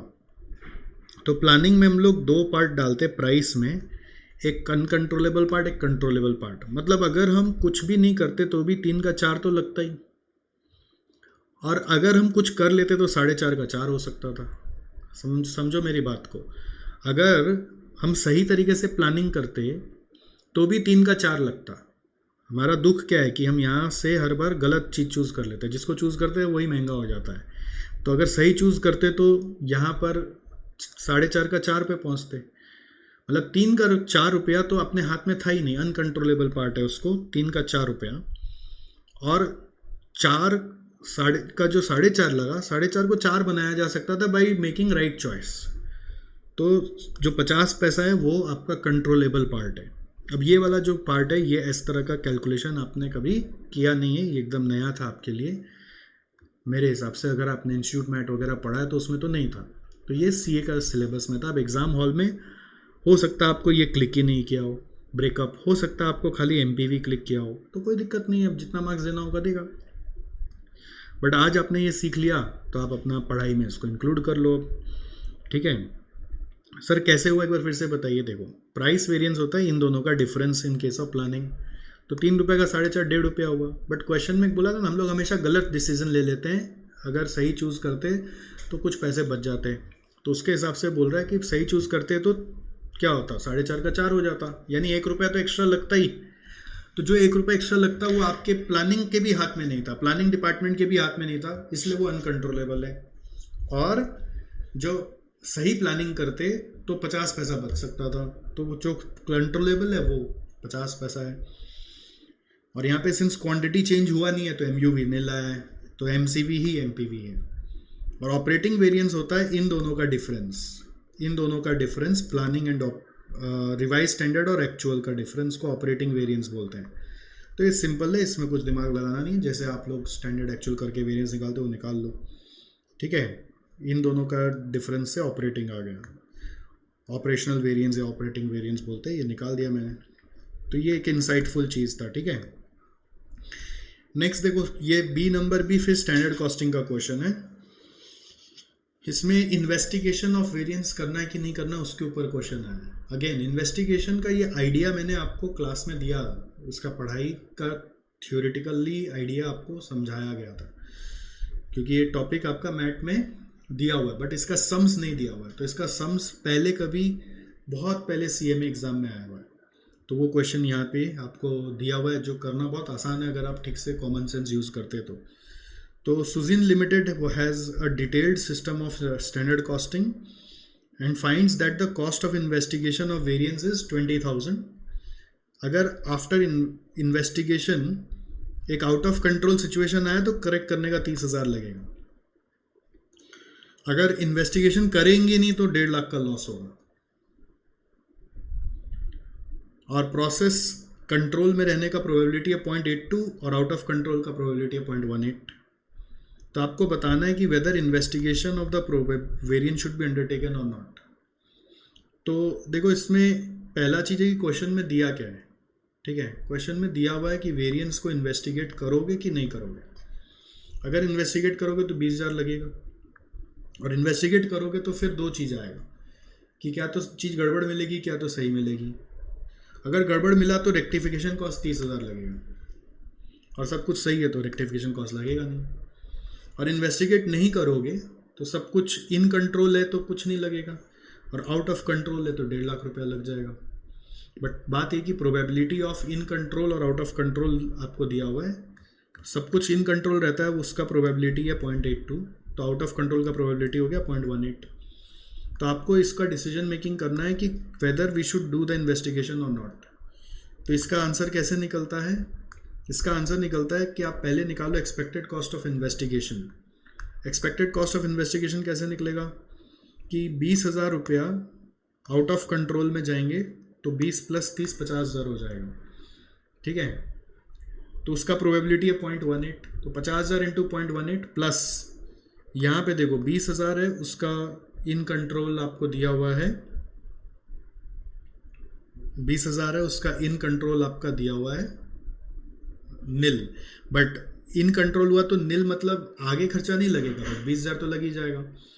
तो इन कंट्रोल रहा तो खर्चा होगा 20,000 और उसका प्रोबेबिलिटी 0.82। तो एक्सपेक्टेड वैल्यू इज देखो 20,000 + 30,000 इंटू 0.18, यहाँ पे 50,000 इंटू 0.18, और सेकंड केस में 20,000 इंटू 0.82। अगर इन्वेस्टिगेट किए तो ये खर्चा आएगा। एक्सपेक्टेड वैल्यू आपको निकालना है विच इज समेशन एक्सपी। और इसी तरह से नॉट इन्वेस्टिगेट करेंगे, इन्वेस्टिगेट नहीं करेंगे तो यहाँ पे कुछ खर्चा लगा नहीं, बस आउट ऑफ कंट्रोल होने से 1.5 लाख लग जाएगा, बट उसकी प्रोबेबिलिटी है 0.18। ठीक है, तो 1.5 लाख इंटू 0.18 एक्सपेक्टेड वैल्यू आ रहा है 27,000। तो दोनों को कंपेयर करके क्या समझ में आ रहा है, कॉस्ट इन्वेस्टिगेशन पे खर्चा कर सकते हैं। 1.5 लाख इंटू 0.18 करने से खर्चा आ रहा है 27,000। इन्वेस्टिगेट करने से नेट कॉस्ट 25,400 ही पड़ेगा, और इन्वेस्टिगेट नहीं करेंगे तो नेट कॉस्ट 27,000 पड़ेगा। तो इसलिए क्या बोलेंगे, इन्वेस्टिगेट कर लो। और एक सवाल यहाँ पे पूछा है, probability at which it is desirable to institute investigation into variance. तो इसका मतलब आपको प्रोबेबिलिटी निकालना है। ये जो प्रोबेबिलिटी हम लोग 0.18 और 0.82 निकाले ना, तो वो प्रोबेबिलिटी आपको निकालना है यहाँ पर। तो वो कैसे निकलता है, हम लोग बोलते हैं जहाँ पर डिज़ायरेबल है इन्वेस्टिगेशन करना, वो प्रोबेबिलिटी क्या है। वैसे तो अभी भी प्रोबेबिलिटी जो है उस पर डिज़ायरेबल है, बट ये प्रोबेबिलिटी क्या हो सकता है कि आपका इन्वेस्टिगेशन डिज़ायरेबल होगा। तो प्रोबेबिलिटी निकालने के लिए हम लोग क्या करते हैं, ये दोनों कॉस्ट को इक्वेट कर देते हैं और उसी से एक प्रोबेबिलिटी अज्यूम करके इक्वेट किया जाता है। जैसे फॉर एग्जांपल वो प्रोबेबिलिटी को P मान लिया जाए और इसको आउट ऑफ कंट्रोल को P मान लेते हैं, मान लो। तो 50,000 into P plus 20,000 into 1 - P बोल सकते हैं। ठीक है, 20,000 इंटू 1 - P। तो वो प्रोबेबिलिटी को P मान लिया, तो अगर एक P है तो ये वाला 1 - P होगा, is equal to 1.5 lakh into P। 1.5 lakh into P, probability तो सेम ही 18। ठीक है, तो ऐसा कौन सा प्रोबेबिलिटी है जिसपे हिसाब बराबर है। पहले इनडिफरेंस प्रोबेबिलिटी निकाल रहे हैं हम लोग, इनडिफरेंस प्रोबेबिलिटी। तो इनडिफरेंस प्रोबेबिलिटी से इसको सॉल्व करके P का आंसर निकाल लो। तो इसका मतलब क्या हुआ, 50,000 P plus 20,000 minus 20,000 P is equal to 1.5 lakh P। तो ये कितना आएगा, 30,000 आ गया यहाँ पर, और 30,000 माइनस होगा तो 120 आ गया, इज इक्वल टू 20,000। तो P का वैल्यू क्या आ रहा है, 20/120 इज इक्वल टू 1/6, यानी कि 16.67% आ रहा है। मतलब अगर आपकी probability 16 probability of in control का ही प्रोबेबिलिटी माना है ना, नहीं सॉरी, आउट ऑफ कंट्रोल माना है। Probability of out of control अगर 16.67% या फिर उससे ज़्यादा है, 16.67% या फिर उससे ज़्यादा और higher, then only investigate, then only investigate. Sir और हायर कैसे पता चला? अरे देखो ना, 18% था तो आपने इन्वेस्टिगेट किया था ना, 19 होगा तो इन्वेस्टिगेशन में और फ़ायदा होगा, 19 होगा तो इन्वेस्टिगेशन में और फ़ायदा बढ़ जाएगा। आउट ऑफ कंट्रोल होने का संभावना जितना ज़्यादा है उतना ज़्यादा इन्वेस्टिगेशन में फ़ायदा है। ठीक है, आउट ऑफ कंट्रोल का संभावना अगर कम है तब इन्वेस्टिगेट करने का दरकार क्या है? जब सब कुछ सही ही रहने वाला है तो इन्वेस्टिगेट करने का दरकार क्या है? तो ये आपको क्वेश्चन का पार्ट बी में पूछा है। तो इसके बारे में आपका इंस्टीट्यूट मैट में एक पेज दिया हुआ है, बट उसका सम्स नहीं दिया हुआ है, तो ये आपने अभी यहाँ पर मेरे साथ कवर कर लिया। ठीक है, तो देख रहे किस लेवल का क्वेश्चन है। अगर थ्योरी पढ़ा होता तो कुछ ना कुछ तो रिलीफ हो जाता है ना। अच्छा, ये वाला जो क्वेश्चन है, देखो क्वेश्चन 6 कंपलसरी क्वेश्चन है और ये एक अच्छा क्वेश्चन है, कहीं नहीं दिया हुआ, सीए का मैट से नहीं उठा हुआ, इंस्टीट्यूट कहीं से पैदा किया, कोई और जगह से उठा के लाया। तो इसमें क्या हो रहा है कि आपको बोला है कि एक आदमी है, वो अपना जॉब छोड़ना चाह रहा है, 14,800 रुपये करंट सैलरी मिलता है उसको, और उसके जगह बोल रहे हैं एक धंधा करेंगे। उस धंधे में सेलिंग प्राइस का एक रेंज है कि 600 से 900 बेचेगा तो 250 रुपया मिलेगा, फिर 901 से 1250 बेचेगा तो 220 मिलेगा, फिर बोल रहे कॉस्ट ऑफ पार्ट्स है 140 रुपया, कुछ पार्ट्स खरीदेंगे तो 140 लगेगा, और अगर 1000 से ज़्यादा कंपोनेंट खरीदेंगे तो डिस्काउंट मिलेगा उस पे 5% का, पार्ट्स पे 5% का डिस्काउंट मिलेगा। असेंबली कॉस्ट बोल रहा है आपका 60,000 पर मंथ लगेगा अगर आप 750 कंपोनेंट तक असेंबल करोगे, और अगर आपने उससे ज़्यादा असेंबल किया तो 70,000 रुपया लगेगा, तो एक फ़िक्स कॉस्ट है। फिर आपको बोल रहे हैं आपने 30,000 रुपया ऑलरेडी डेवलपमेंट पे खर्चा कर दिया है, जिसको आप राइट ऑफ करोगे 5 साल में। क्वेश्चन बोल रहा है आप ये सारे इन्फॉर्मेशन को एनालाइज करके देखो और बताओ किस रेंज पर हम लोग प्रॉफिट करेंगे, और फिर बोल रहा है break even point of the venture for each of the price भी बताओ, and suggest your friend on each level of break even point. तीसरा बोल रहा है advise as to viability of this venture. तो ये क्वेश्चन को करने का क्या सही तरीका है, इसका अंदाज़ा ही लगाया जा सकता है, क्योंकि क्वेश्चन एकदम नया है। तो मैंने अपना अंदाज जो लगाया, जैसे मान लीजिए मैं आपके तरह स्टूडेंट होता तो मैं तो कुछ करके आता, तो मैं क्या करके आता मैं वो आपको बता पा रहा हूँ। ठीक है, तो इसमें क्या हो रहा है, मैंने बोला ना ईच रेंज पे आपको बताने बोल रहा है, ईच लेवल पे ब्रेक इवन क्या है, और हर लेवल में बोल रहा है each of the possible sales level पे आप अपना फ्रेंड को बताइए कहाँ पे बेनिफिट होगा। तो ब्रेक इवन निकालना है और प्रॉफिट निकालना है। तो हम लोग एक कॉन्सेप्ट सीवीपी एनालिसिस में सीखते हैं, break even at different range of prices. तो इसमें क्या होता है ना, जो जो रेंज पहले बन सकता है उसको कॉलम बनाते हैं।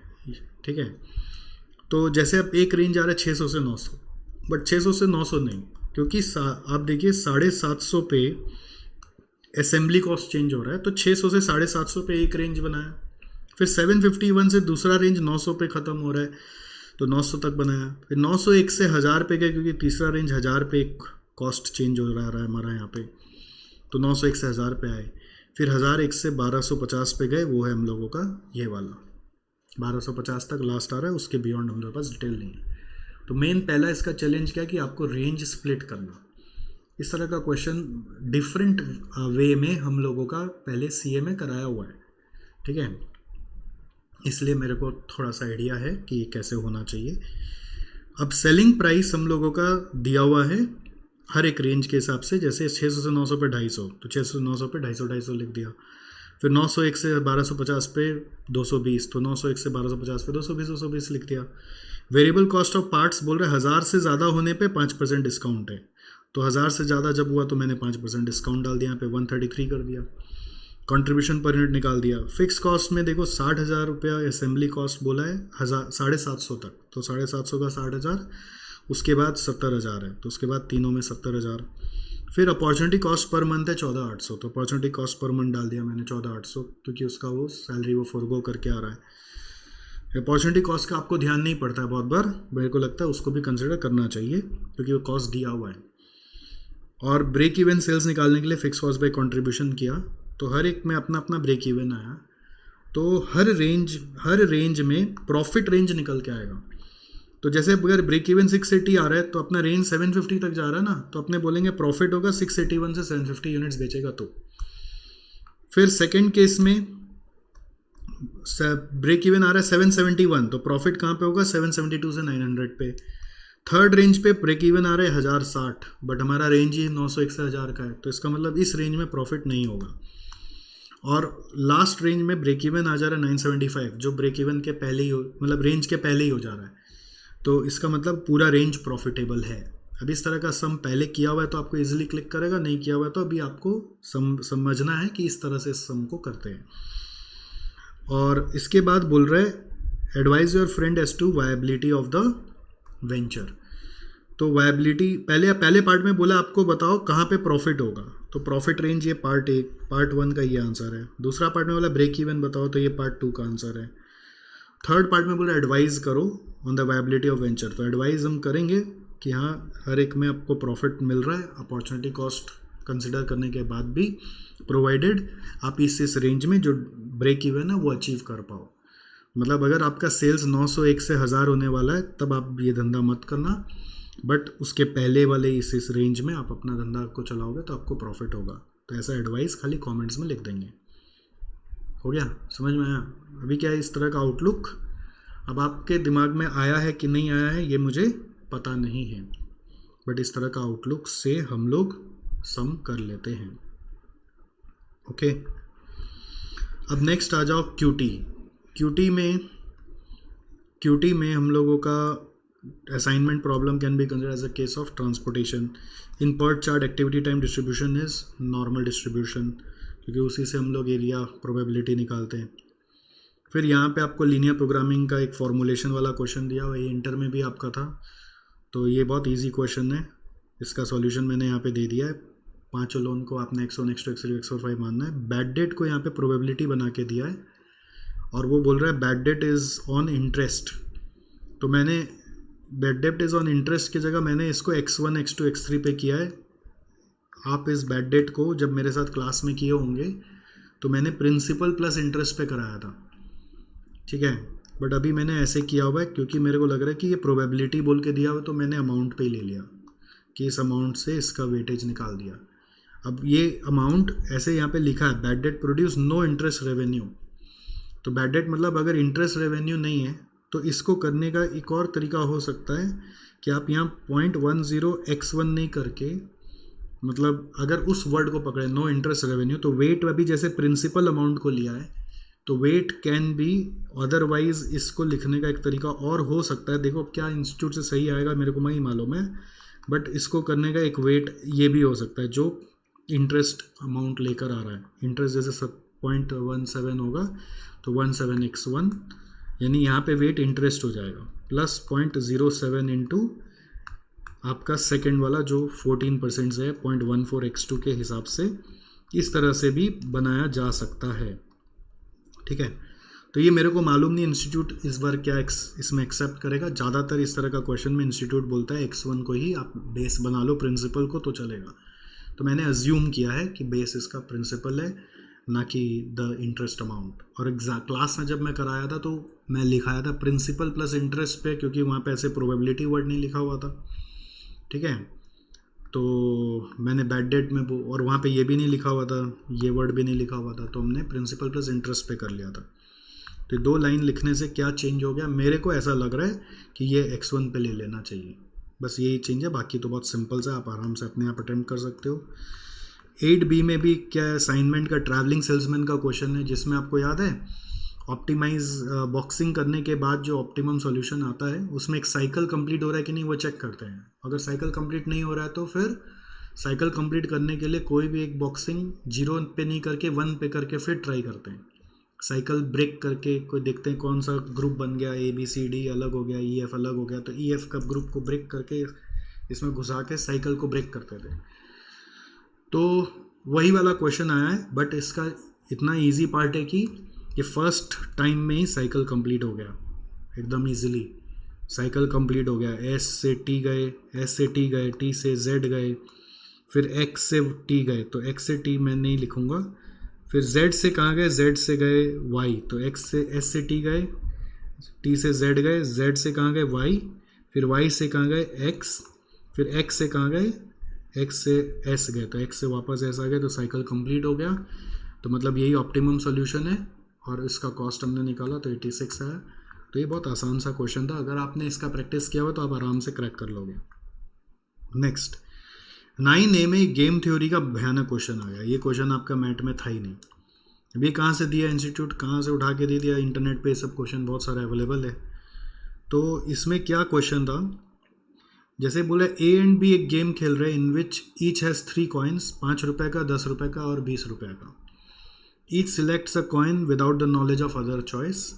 If the sum of coin is an odd amount, A wins B's coin, if the sum is even, B wins A's coin. ठीक है, अच्छा गेम है, तो मतलब बच्चों के साथ, अपने भाइयों के साथ खेला जा सकता है कि दोनों एक एक कॉइन खोलेंगे।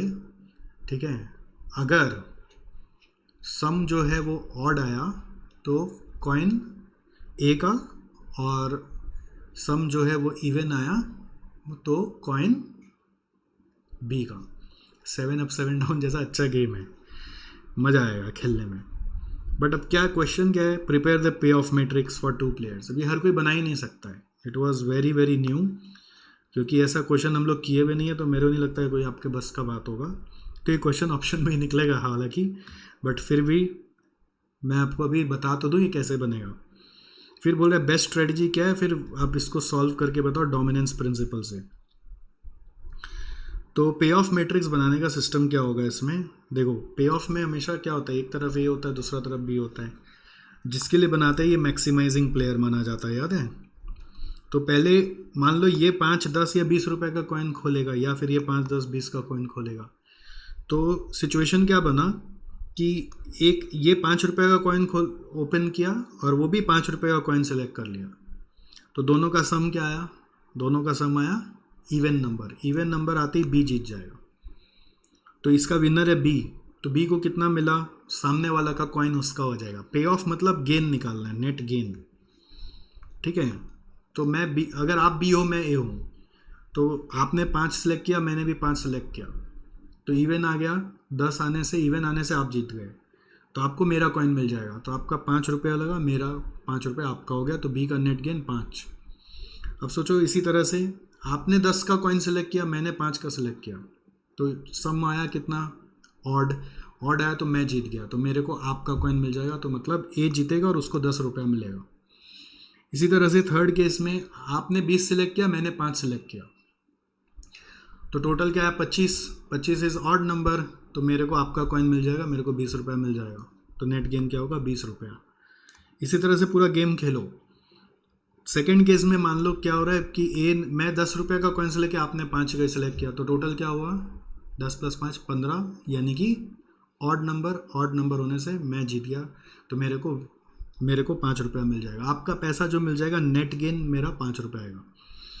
फिर मैंने 10 सेलेक्ट किया और आपने भी 10 सेलेक्ट किया, तो टोटल क्या हुआ 20। 20 इज एन इवन नंबर, तो आप जीत गए, राइट, और आपको मेरा कॉइन मिल जाएगा, तो 10 रुपये मिल जाएगा। इस तरह से आप बाकी 4 सिचुएशन का अपने से वीडियो रोक के एक बार ट्राई करके देखो कि ये आंसर मैच होता है कि नहीं होता। तो ये पे ऑफ मैट्रिक्स पार्ट 1 हो गया। सेकंड बोल रहा है बेस्ट स्ट्रेटजी का क्या अप्लाई किया जाए।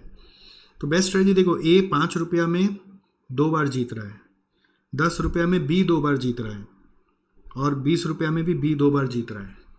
ठीक है, तो ए के लिए बेस्ट स्ट्रेटजी 5 रुपये ही माना जाएगा, क्योंकि उसमें उसका विनिंग चांस, ठीक है, 2 टाइम्स विनिंग चांस है। ओके, ए के लिए बेस्ट 5 रुपये सेलेक्ट करना है। और बी के लिए अगर बी का देखेंगे ना, तो बी का आप देखोगे बी कहाँ पे जीत रहा है। बी के लिए ऐसे देखो वर्टिकल, तो वर्टिकल में यहाँ पे बी ए 2 बार जीत रहा है, यहाँ पे बी 2 बार जीत रहा है, यहाँ पे बी 2 बार जीत रहा है, तो बी के लिए 2 विनिंग चांस है, ऐसे देखना। ठीक है, बी के लिए 2 विनिंग चांस है, 10 रुपये पे और 20 रुपये पे। तो बी अपना लॉस मिनिमाइजिंग प्लेयर होता है, तो वो अपना लॉस मिनिमाइज करने के लिए प्रेफर करेगा 10 रुपये का लॉस करे, ना कि 20 रुपये का लॉस करे। तो बी के लिए 10 और 20 ऐसे तो 2 स्ट्रेटेजी है, but 10 will be prefer to minimise loss. अब इस तरह का सम आपका किया हुआ नहीं है, ठीक है, तो ये क्या है, ये सब हम लोगों को तो नॉलेज है ना, अलग अलग जगह से पढ़ा हुआ रहता है हम लोग का, तो इसलिए मैं आपको करके बता दिया। अब वैल्यू ऑफ गेम बोल रहे डोमिनेंस रूल से खेलो। तो डोमिनेंस रूल आपको याद है, जैसे ये अगर मैक्सिमाइजिंग प्लेयर है तो मैक्सिमाइजिंग प्लेयर लोअर वैल्यू को इग्नोर कर देगा। मैक्सिमाइजिंग प्लेयर के लिए रो वाइज देखो, तो रो में सबसे छोटा देखो कौन सा है, मैंने देखा रो 2 कैन बी एलिमिनेटेड। रो 2 में 5 10 10 और 5 20 20, अगर रो 2 रो 3 कंपेयर करेंगे तो कैसे पता चला है, कंपेयरिंग रो 2 एंड रो 3, तो लग रहा है रो 2 सबसे छोटा है, तो रो 2 एलिमिनेट कर देंगे। तो इसलिए क्या बना, 5 10 20 और 5 20 20। मैक्सिमाइजिंग प्लेयर छोटा वाला को एलिमिनेट कर देता है। ऑलराइट, फिर मिनिमाइजिंग प्लेयर हायर लॉस को एलिमिनेट कर देता है। तो C3 can be eliminated. Why C3 can be eliminated, यहाँ पे देखो C3 में उसको लॉस ज़्यादा हो जाएगा कॉलम वाइज, तो लॉस को एलिमिनेट करके चलेगा।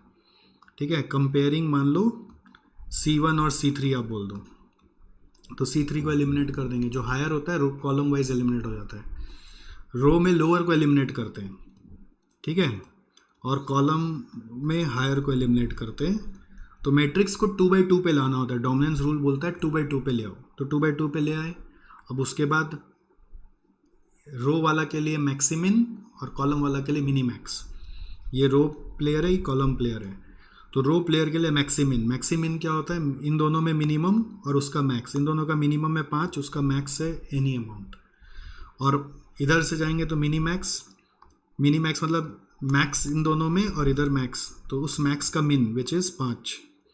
मिनी मैक्स मतलब मैक्स का मिन, मैक्सिमिन मतलब मिन का मैक्स, पहले मिनिमम सेलेक्ट करके फिर मैक्सिमम। मिनी मैक्स मतलब पहले दोनों में मैक्सिमम सेलेक्ट करके फिर मिनिमम। तो ये 5 है, ये 10 और 20 20 है।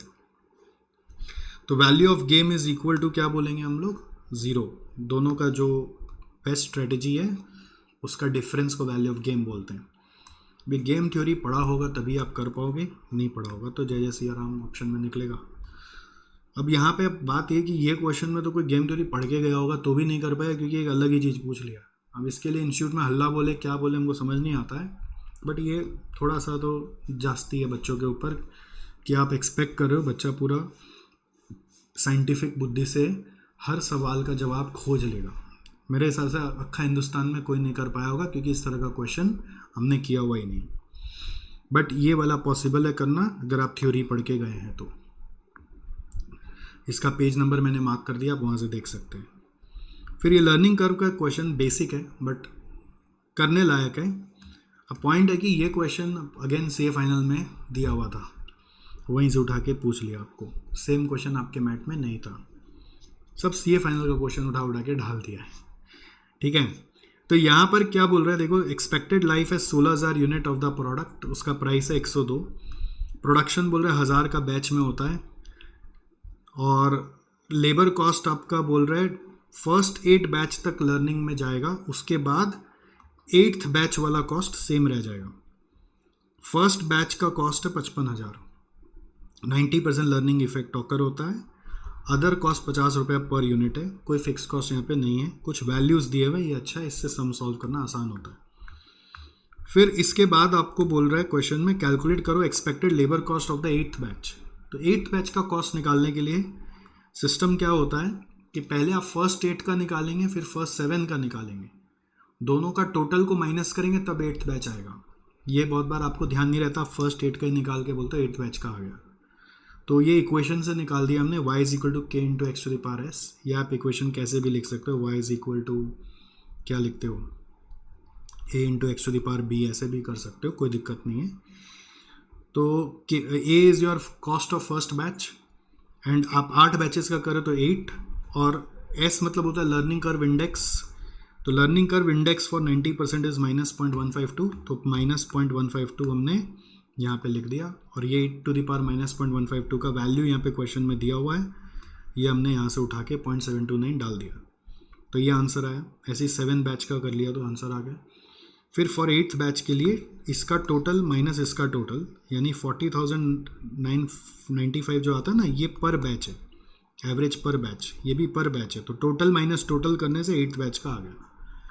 तो this is was the first question. Second question क्या पूछा है इसमें, contribution to over its life time. तो लाइफ टाइम का सेल्स वैल्यू हम लोग को 102 into 16,000, material and other cost जो है वो 50 रुपये करके था, 50 इंटू 16,000। जो लेबर कॉस्ट है वो फर्स्ट 8 बैच का ये वाला लगेगा 40,095, तब तक लर्निंग लागू हो गया था। उसके बाद बोला था फ्लैट 8th बैच का कॉस्ट कांस्टेंट हो जाएगा।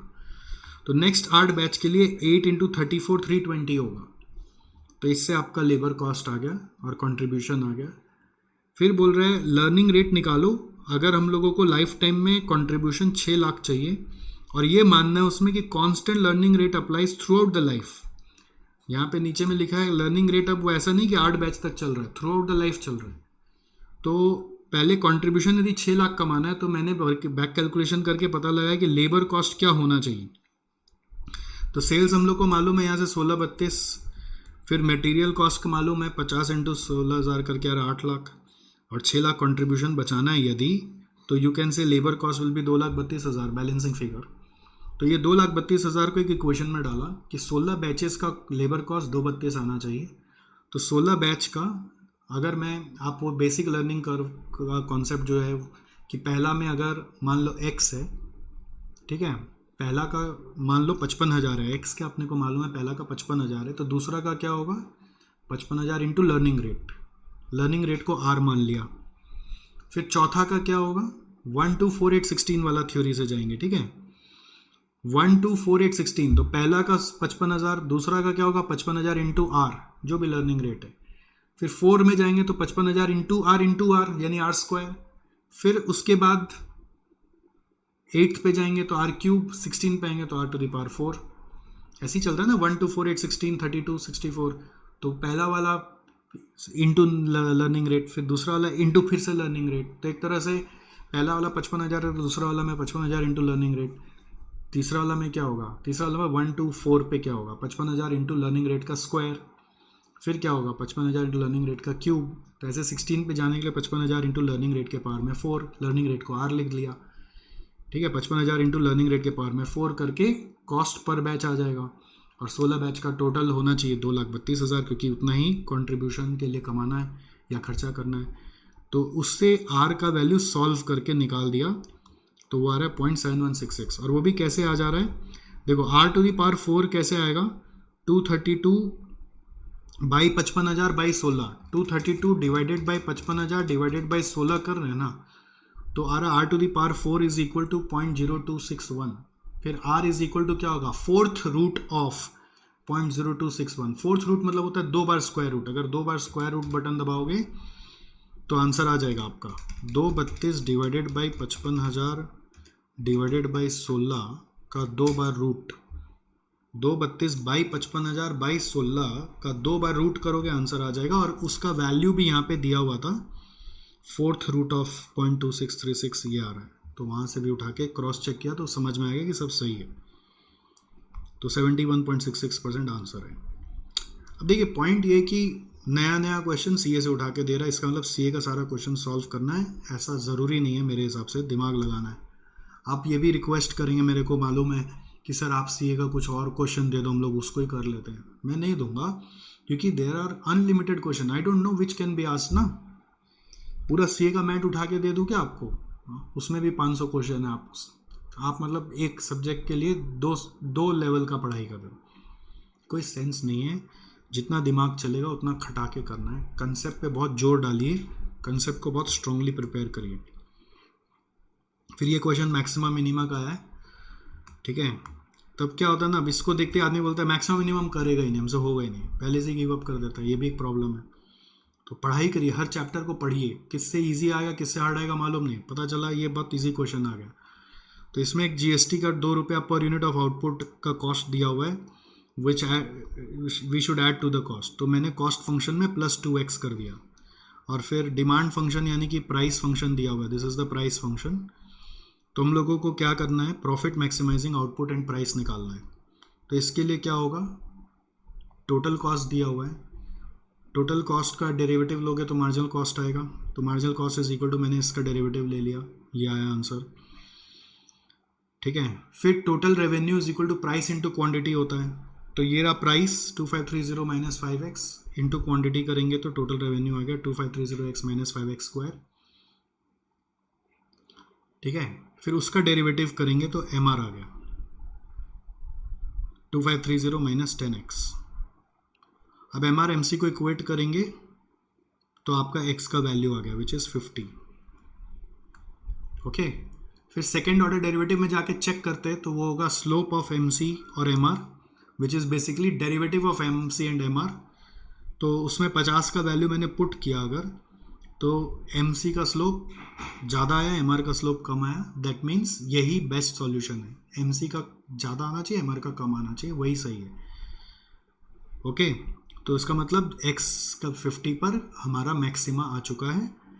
ये कंडीशन से समझ में आता है कि जब कभी भी slope of M C M R से कम होता है तो therefore maxima has been reached, maxima is reached at x equal to 50। तो उसका मतलब x इक्वल टू 50 आंसर है। तो क्वेश्चन में क्या बोला है, profit maximising output and price बताओ। तो प्रॉफिट मैक्सिमाइजिंग आउटपुट है अपना 50 और प्राइस है, प्राइस इक्वेशन में डाल दो 2530 माइनस 5x करके, तो ये आ रहा है 2280 रुपया। तो दिस इज द आंसर, हो गया। और लास्ट ये जो है ये कंपलसरी क्वेश्चन था 11 नंबर, और ये पर्ट से पूछा है, प्रोजेक्ट मैनेजमेंट का पर्ट। तो इतना बड़ा कहानी कुछ काम का नहीं है, सिंपल क्वेश्चन है, पर्ट का बहुत इजी वाला क्वेश्चन है। अगर आपने पर्ट पढ़ा हुआ है तो आपसे हो जाएगा।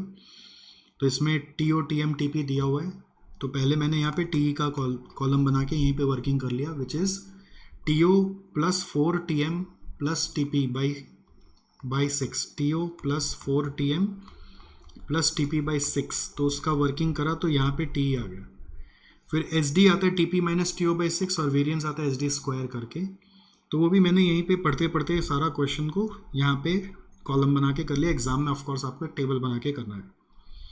फिर बोले डिज़ाइन द पर्ट नेटवर्क, मतलब नेटवर्क डायग्राम बनाना है। नेटवर्क डायग्राम में जो टाइम बैठाते हैं वो टाइम सब टी वाला बैठाते हैं। उससे मैंने ई एल निकाल कर जहाँ जहाँ ई एल इक्वल है उससे क्रिटिकल पाथ मार्क कर लिया। Second question, identify the critical path and assess the expected completion time. तो एक्सपेक्टेड कंप्लीशन टाइम का मतलब है जो भी फाइनल टाइम होता है लास्ट वाला वो, तो दैट इज़ 19, और क्रिटिकल पाथ जहाँ जहाँ ई एल इक्वल है उसको ज्वाइन करके आ गया। ठीक है, फिर एक और वर्किंग कर लिया, वेरिएंस ऑफ क्रिटिकल पाथ और S D of critical path. तो पहले वेरिएंस निकालते हैं, फिर एस डी को रूट ओवर वेरिएंस करके निकालते हैं। तो ये आंसर आया। फिर पार्ट 3 में बोला है, बोलो 95% कॉन्फिडेंस लेवल से कि कौन सा ड्यूरेशन पे काम हो जाएगा। मतलब probability of completion of project 95% है, तो ड्यूरेशन क्या होगा। नॉर्मली हम लोग को ड्यूरेशन देके प्रोबेबिलिटी निकालने बोला जाता था, बट यहाँ पे प्रोबेबिलिटी देके ड्यूरेशन निकालने बोला है, तो इस तरह का सम भी किया हुआ है। तो 95% के लिए z का वैल्यू दिया हुआ है यहाँ पे, 0.95 के लिए 1.645। तो हमने बोला कि एरिया ऑफ प्रोबेबिलिटी माने एरिया ऑफ z, तो उसके लिए z का वैल्यू 1.645 टेबल से देख लिया मैंने। अगर z का वैल्यू 1.645 है तो z के नीचे 1.645 बताया। z का इक्वेशन होता है z is equal to X minus time of critical path by S D of critical path. तो टाइम ऑफ क्रिटिकल पाथ 19 और S D of critical path 3.02 है, तो इसको सॉल्व करके x आ गया, तो ये आंसर है। फिर नेक्स्ट क्वेश्चन में बोला है पार्ट 4 में कि एक्टिविटी f का ड्यूरेशन 14 दिन कर दो, उसका अज्यूम करो वेरिएंस 1 है, और असेस करो कि फिर 95% कॉन्फिडेंस के लिए क्या कंप्लीशन टाइम होगा। तो एक्टिविटी f का मतलब है यहाँ पर 4-6। तो इस 4-6 का ड्यूरेशन को 14 दिन करने के लिए मेरे को फिर से नेटवर्क डायग्राम बनाना पड़ा, और मैंने क्या देखा कि क्रिटिकल पाथ जो पहले वाला था वो भी है, और ये नया वाला भी क्रिटिकल पाथ एक और आ गया। तो इसमें अगर हम नया वाला क्रिटिकल पाथ ले रहे हैं, अगर हम क्रिटिकल पाथ ले रहे हैं तो उसका ड्यूरेशन तो 19 है, बट वेरिएंस उसका चेंज हो गया। तो मैंने नया वाला क्रिटिकल पाथ का वेरिएंस ले लिया ऑफ न्यू पाथ, ठीक है, और उससे एस डी लेकर फिर से मैंने वर्किंग कर दिया। बट हाउएवर इसमें एक और एक्सेप्शन अराइज तो कर रहा है कि सिंस पुराना वाला क्रिटिकल पाथ अभी भी एग्जिस्ट कर रहा है, तो उससे आंसर सेम आ रहा है, बट नया वाला क्रिटिकल पाथ से आंसर डिफर कर रहा है। तो ये एक चीज़ है जो मेरे को कैलकुलेशन करके मिला। ये मेरा वर्जन है, देखो इंस्टीट्यूट में अभी सॉल्यूशन मैंने तो देखा नहीं है, अब जो आया है उससे देखकर आप एक बार मिला लेना। अगर कोई कन्फ्यूजन हो तो मेरे को इस वीडियो का कमेंट में बता देना। We will see again and and maybe in comments we can talk. And I hope इस पूरे डिस्कशन से आपको कुछ समझने को मिला होगा कि यार ये जो गेम है ना, ये गेम खाली क्लासेस करके या इंस्टीट्यूट मैट करके जाने का नहीं है. तो क्लासेस से, इंस्टीट्यूट मैट से आपको कंसेप्ट मिल रहा है. You get concept and some questions to practice from the concept. If you are lucky enough, you will get all questions from this concept in practice. But there are also chances that there will be new questions in the exam, and at that time you can't give up, because this is the trend of the examination. Yes, I will say new syllabus में भी थोड़ा ज़्यादा देखने को मिला है. Institute भी settle नहीं हुआ है, कुछ भी किधर से भी उठा के ज़्यादा देख रहा है. तो इसके लिए be prepared for new questions, ये मेरे को इस पेपर से समझ में आया. अब आप बोलेंगे how to be prepared sir, this is my question. Should we do all sums of CA institute material? अब देखो, आज सीए से आ रहा है, हमेशा सीए मटेरियल से आएगा कोई ज़रूरी नहीं है ना. ऐसा कोई रूल नहीं है कि हमेशा सीए का मटेरियल से आता है. तो इस बार आया, अगली बार कौन सा मटेरियल से आएगा यू डोंट नो. तो आई कैन नॉट से कि you should practice all the variety of question. So what I suggest normally is, एक बार इंस्टीट्यूट मैट से प्रिपेयर करने के बाद आप पास्ट पेपर्स और जो इंस्टीट्यूट का मॉक टेस्ट पेपर्स आता है उसको पूरा बैठ के ठंडे माथा से सॉल्व करो. हमारा एसजेसी का मॉक टेस्ट संग्राम को भी अटेम्प्ट करो. ठीक है, हम लोग उसमें भी कभी कभी नया नया क्वेश्चन घुसाते हैं, थोड़ा कम घुसाते हैं, इतना ज़्यादा नहीं घुसाते जिस तरह से इस बार पेपर आया. तो एसजेसी का मॉक टेस्ट संग्राम में जरूर पार्टिसिपेट करना, because that will give you another boost कि आप क्वेश्चंस नए वाले कर पा रहे हो कि नहीं कर पा रहे हो. ठीक है, एसजेसी मॉक टेस्ट संग्राम में हम लोग कभी कभी नया क्वेश्चन घुसाते हैं, हमेशा नहीं घुसाते हैं. ठीक है, बट आपको इंस्टीट्यूट का भी कभी कभी नया क्वेश्चन मिलेगा, हमेशा मिलेगा, ऐसा कोई ज़रूरी नहीं है. इस पेपर में थोड़ा सा ज़्यादा मिला, बट ये आपका प्रिपरेशन का पार्ट होना चाहिए. ठीक है, ये और ये अगर आप इस दोनों को इंक्लूड नहीं करते तो आपको नया क्वेश्चन डील करने का ज़ील नहीं आता है, कॉन्फिडेंस नहीं आता है. तो this is very very important that you are keeping this also as a part of your preparation. This is my say. And whenever also when you are doing classes, I always give you some new questions to try by yourself. है ना, class में पढ़ते पढ़ते जो concept पढ़ाया, बोला अभी ये वाला क्वेश्चन करके दिखाओ, तो आप उस क्वेश्चन को कोशिश नहीं करते. आप बहुत बार जस्ट वीडियो में देख के उतार लेते हो, या सर जब करा रहे तब समझते हो, गलत करते हो. आपको उस समय नया क्वेश्चन को ट्राई करना है. जितना सही होता है सही होगा, नहीं होता नहीं होगा. और एग्जाम में फिर भी कुछ नया आ जाए तो कोशिश करना है. ये नहीं कि नया आ गया अब हमसे होगा ही नहीं, हाथ पैर ठंडे हो जाए, ऐसा नहीं. तो उसको भी कोशिश करना है. जितना सही होगा स्टेप मार्किंग में आप पास हो जाएंगे. आई एम टेलिंग यू, मैं अपने टाइम पे बहुत बार एग्जाम देता था ना, मेरा कोई भी क्वेश्चन का आंसर किसी भी आंसर से मैच ही नहीं होता था. मतलब हर बार कोई ना कोई आंसर में कुछ ना कुछ सिली मिस्टेक होता था, बट फिर भी एग्जाम्शन आ जाते थे. वो कैसे होता था? वो क्योंकि इंस्टीट्यूट देखता है ना स्टेप बाय स्टेप आपका क्या क्या किया हुआ है. तो कुछ स्टेप रॉन्ग होता है, इसका मतलब पूरा जीरो हो जाता है, ऐसा नहीं है. तो हम लोग को स्टेप मार्किंग मिल जाता था. तो that is the general trend. I hope कि आपके एग्जामिनर्स भी आपके साथ काइंड इनफ रहें और आपको वैसे स्टेप मार्किंग देते रहें. And this brings to me the end of this discussion, and there is nothing to frighten enough by seeing this. You should be matured enough by seeing this कि ऐसा भी होता है, तो चलो अपने आप को मेंटली प्रिपेयर करना है. तो by mentally preparing I mean more mock test paper, more questions of past papers you should attempt. ठीक है, चलो great. Thank you so much, and I will see you soon.